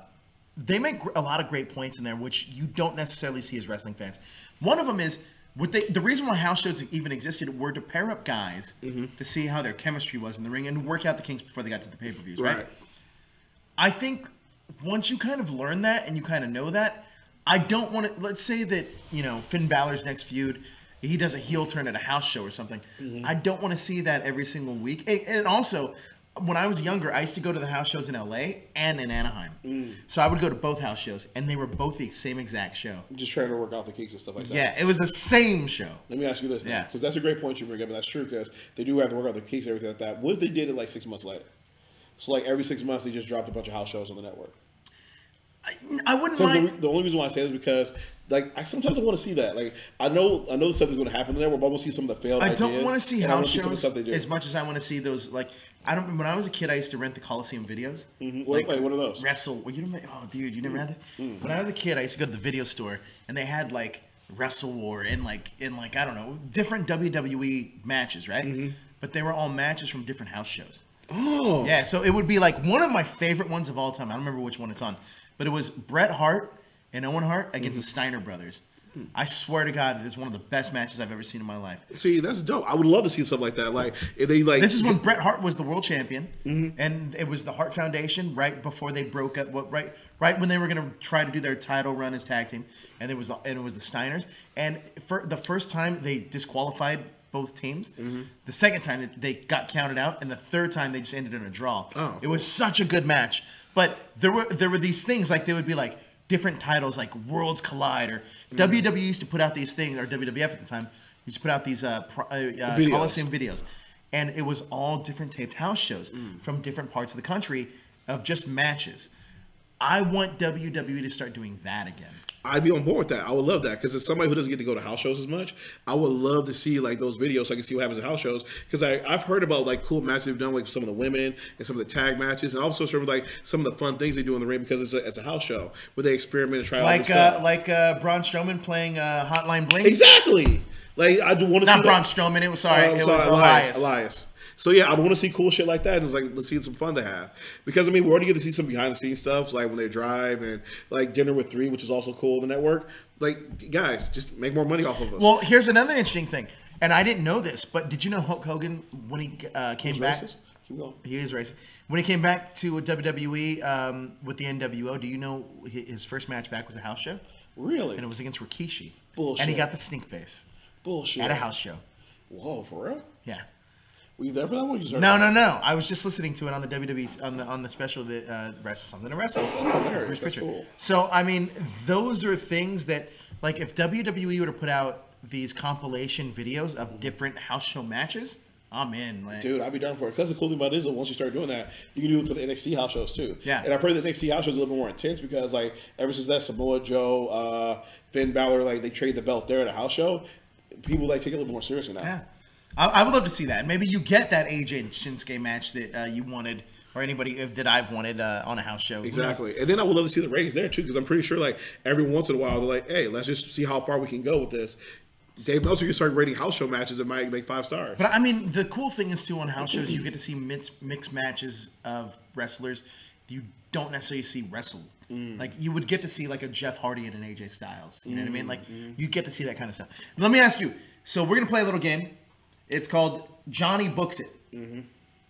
Book your greatest Royal Rumble based on this card, and why? So what am I doing? I'm just moving stuff around. You're giving me the results and why you chose the way you did. So the match stays the same, but I'm just giving you the results? Yes. Oh, the way I would have booked it. Okay, Cena versus Triple H. Cena. Why? Because Cena's there for the kids. Like his interest was literally kids there standing for them and everything like that. Well, what advice would you have given these guys as a booker as well, though? I would have said, okay, do me a favor, go out here and let's make this a nostalgia match for Triple H. So H, we're gonna bring out the sledgehammer. I want you to try to get the pedigree. I want to see you do some of the old moves you used to do. So if you're not going to go that hard, let's make this a nostalgia match to kind of bring that old DX style back. So I want you to go heavy with that. And that's what we would have done. And we, of course, we would have ended with the AA, but I would have ended with maybe the Avalanche AA or a double AA instead of the way I actually done it. I think that would have been a better ending. Okay. Alexander versus Kalisto. All right, guys, Alexander, you're going to keep the belt, but we're going to go hardcore for this one. We're going to do the Japan style. We've got 3 days before we're back shooting 205 Live. I want you guys to go all out. This is going to be on the network, so I want you guys to fly. So I want you to do as much as you can because there's no real story here. So I want you to tell the story in the ring. And Kalisto, I want you to be heel. I mean, it's a house show. Right. We've never really seen you be heel before, so let's try it out, see how it goes, and see how the audience responds to it because we do need heels on 205 Live. If not, people forget about it and we'll go back to you doing face on Tuesday nights. Hardy and Wyatt versus The Bar. We're going to do this, but Cesaro, I want you to shine. Because, bad news, Sheamus, we're going to break this up. You're already doing your YouTube channel, which is actually kind of awesome. He does a fitness channel. Right. Sheamus, actually good, yeah. I got a couple workouts over there. So, Cesaro, I want to give you an indie push. We're going to try to get you going for the Intercontinental Championship. So, I really want you to shine at this, where they have to team up to beat you. You'll take the pin, but they have to hit 2 finishes on you in order to get you to count. All right, Jeff Hardy versus Jinder. Nobody likes Jinder. Jeff, just try not to die. Moving on. Bludgeon Brothers. For Jeff Hardy versus Jinder, you know, same exact thing. Jinder, you should win the United States title. Get some heat. You already had it. Honestly, like I won't say here's the thing. If Jinder's the heel you say he is, honestly, this match was just kind of throwaway for me. I would have to take somebody out to change it up a little bit, make it a little more higher stakes. Like the only thing that probably would have made this match more interesting is if Jinder cheated and won. I think that would have made it better. Jinder wins, that makes it a better match. Bludgeon Brothers versus Usos. Naomi can't. So to give you a little bit of background, Naomi's got involved in the last two matches on SmackDown. She can't get involved here because it's the country. So honestly, the only way you can do this is in a squash match because you're not taking the belts off of them yet. I mean, the only thing that might have happened here is that's it because the New Day can't help them out. You can't do a team up yet. So you're gonna have the Usos get beat and have them work up to beating them. Rollins versus Finn versus Joe versus Miz. We got Raw on Monday, but guys, here's the thing. We just saw what happened with that NXT match. I want you guys to go out and put on the best match you can. I'm taking out the ladders, though, because ladders get people injured. I want you to go out and have the best match you can without the ladders. Who goes over? Joe. So Joe takes the Intercontinental title to SmackDown. And we also have Jeff Hardy as the United States champion on SmackDown. I would give it to Joe because he has a match with Roman Reigns later on. Are you going to give it back to Roman? Because we have an pay-per-view match and everything like that. And then because I think Joe could do more with the title than I think Rollins can. He can feud with it, have heat and everything like that. So you're keeping both secondary titles on SmackDown. But I would have Joe back and forth because technically Raw does have it. So I'd have Joe back and forth. Because we've had him Oscar go back and forth, we have Cena go back and forth. I'd have Joe back and forth because he did it for a couple weeks already. Okay. And I think that would get Joe. I think that, and I'd have a feud with Rollins because I think they'll help get Rollins over more because I think you have a good feud with Rollins. I think I have great matches. Not Finn though because we've already seen that, and I would move on. So I'd have a feud with Rollins. AJ Styles versus Nakamura. We've already talked about it. We know the long form storytelling. All I might say is put in a couple New Japan spots to give people a taste of what's to come. Sure. So what's it called? Wet the palate. Brock versus Reigns. It's not much you can do there. You can't have Brock lose yet. Reigns has to. You have to have this story going on. I understand the story they're telling right now and how Reigns is going to win at SummerSlam. Leave that the way it is. 50-man Royal Rumble. There's nothing on the line here. I don't mind Braun winning. I actually like Braun the way he is right now. So it's interesting. You pretty much chose a lot of the same things with the exception of you didn't choose Rusev and Undertaker. It was actually for Undertaker it works out. So Rusev and Undertaker leave it the same. So you pretty much chose everything the same, with the exception of taking the ladders out. Yep. So with that's Cena, interesting. Well, the only thing I did was you made more sizzle in that Cena. Exactly, made more sizzle there. With Alexander versus Kalisto, have a New Japan style match. Hardy versus Wyatt versus the Bar. I want to give Cesaro an indie push, so I'm gonna have him take the pin. But I want him. But your results pretty much stood the same, except with the exception of the Intercontinental title match. Exactly, because the thing about it is that the storytelling is there, but it's about how do you get there. So now doing this little experiment. Would you go as far to say that WWE did a good job with the results of the show? Not the booking, but the results of the show. Yeah, because it's pretty much what I expected going in. Like knowing that this was going Look at that, guys. We turned Johnny into a believer for the greatest Royal Rumble. I'm just kidding. Like I said, it's the story of how you get there. The problem with the Wizards is that the pay-per-view, it has problems in the execution, not who won. It was like the matches themselves could have been better in a couple different areas. But, yeah. But what about you? If you could make any change, what would you have changed? I wouldn't have had Shinsuke and AJ. What would you have had instead? Jeff Hardy and AJ. So just an exhibition type match? No belts on the line? No, I would have made it title versus title. AJ going over. Damn. For real? Yeah. Here's the reason. Both guys get the shine. They get to do the match that they want to do. AJ goes over. Shinsuke at the end. I would have Shinsuke and Jinder both interfere, and then they clean house, and the faces go over. I actually would have made that your main event instead of the 50-man Battle Royal. I agree with you. The only problem with that is, though, is that Jeff Hardy in the match against Jinder kind of missed a swanton bomb, and so I agree with the logic of it, and I still believe it works. It was a healthy Jeff Hardy, just the way he is right now. Because I just feel a little banged up. Is what you're saying? I think so. But I like the booking though. I would have done that. I think with the Intercontinental title match, I think I agree with you. Actually, I would have taken the ladders out. Yeah.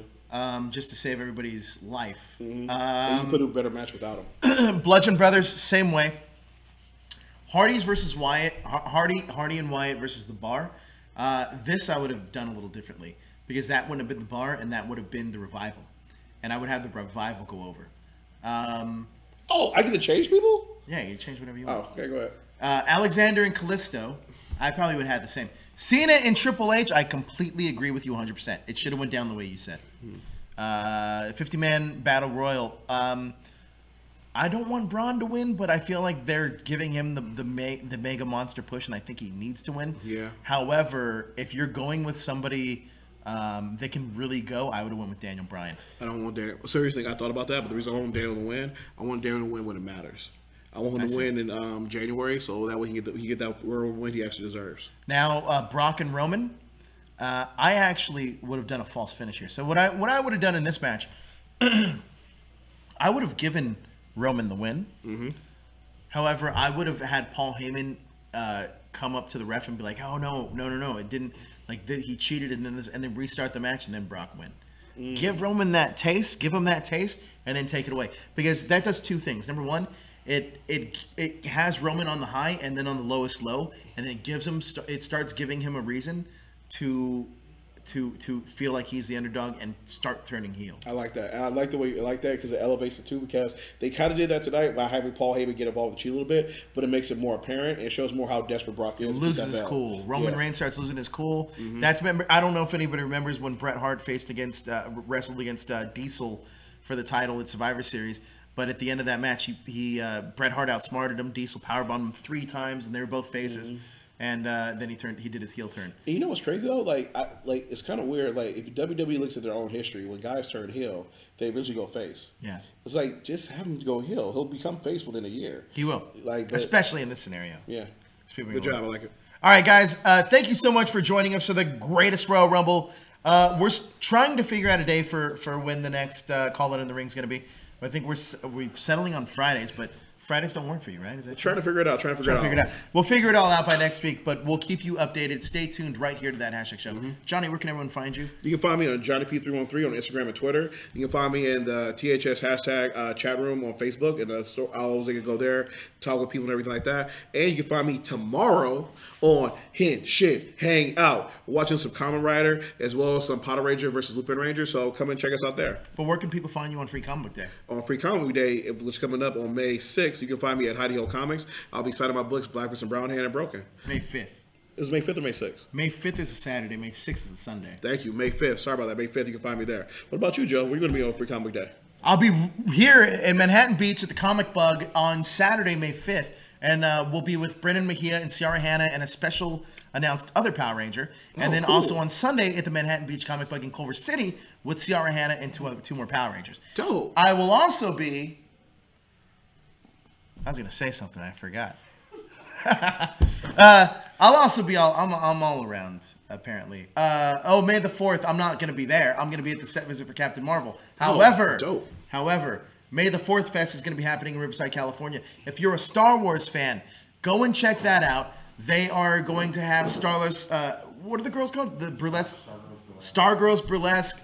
It's going to be hosted by Bernie Bregman from the Geek Gatsby. Nice. It's also going to be the DJ Hip Hop Trooper, who's he's that Red Storm Trooper. Oh yeah, of course, he's the homie. Yeah, he black Blackface and Brown Hair. He's cool. So go and check that out. It's also gonna be the biggest Star Wars celebration outside of actual Star Wars Celebration, which isn't even happening for another year. So go check that out. And also tomorrow, we're going to be doing the Ranger wrap up, and we're gonna be giving you plot details on the big 25th year team up for Super Ninja Steel. Thank you so much, Primetime, for saying. And I'm also at Screen Rant. Yes, I am also at Screen Rant. But that's going to do it for us, guys. Thank you so much for watching. Please hit that like, share, and subscribe button to stay up to date with everything trending in geek pop culture. He got it! Holy crap! Deuces. Thanks for coming, everybody.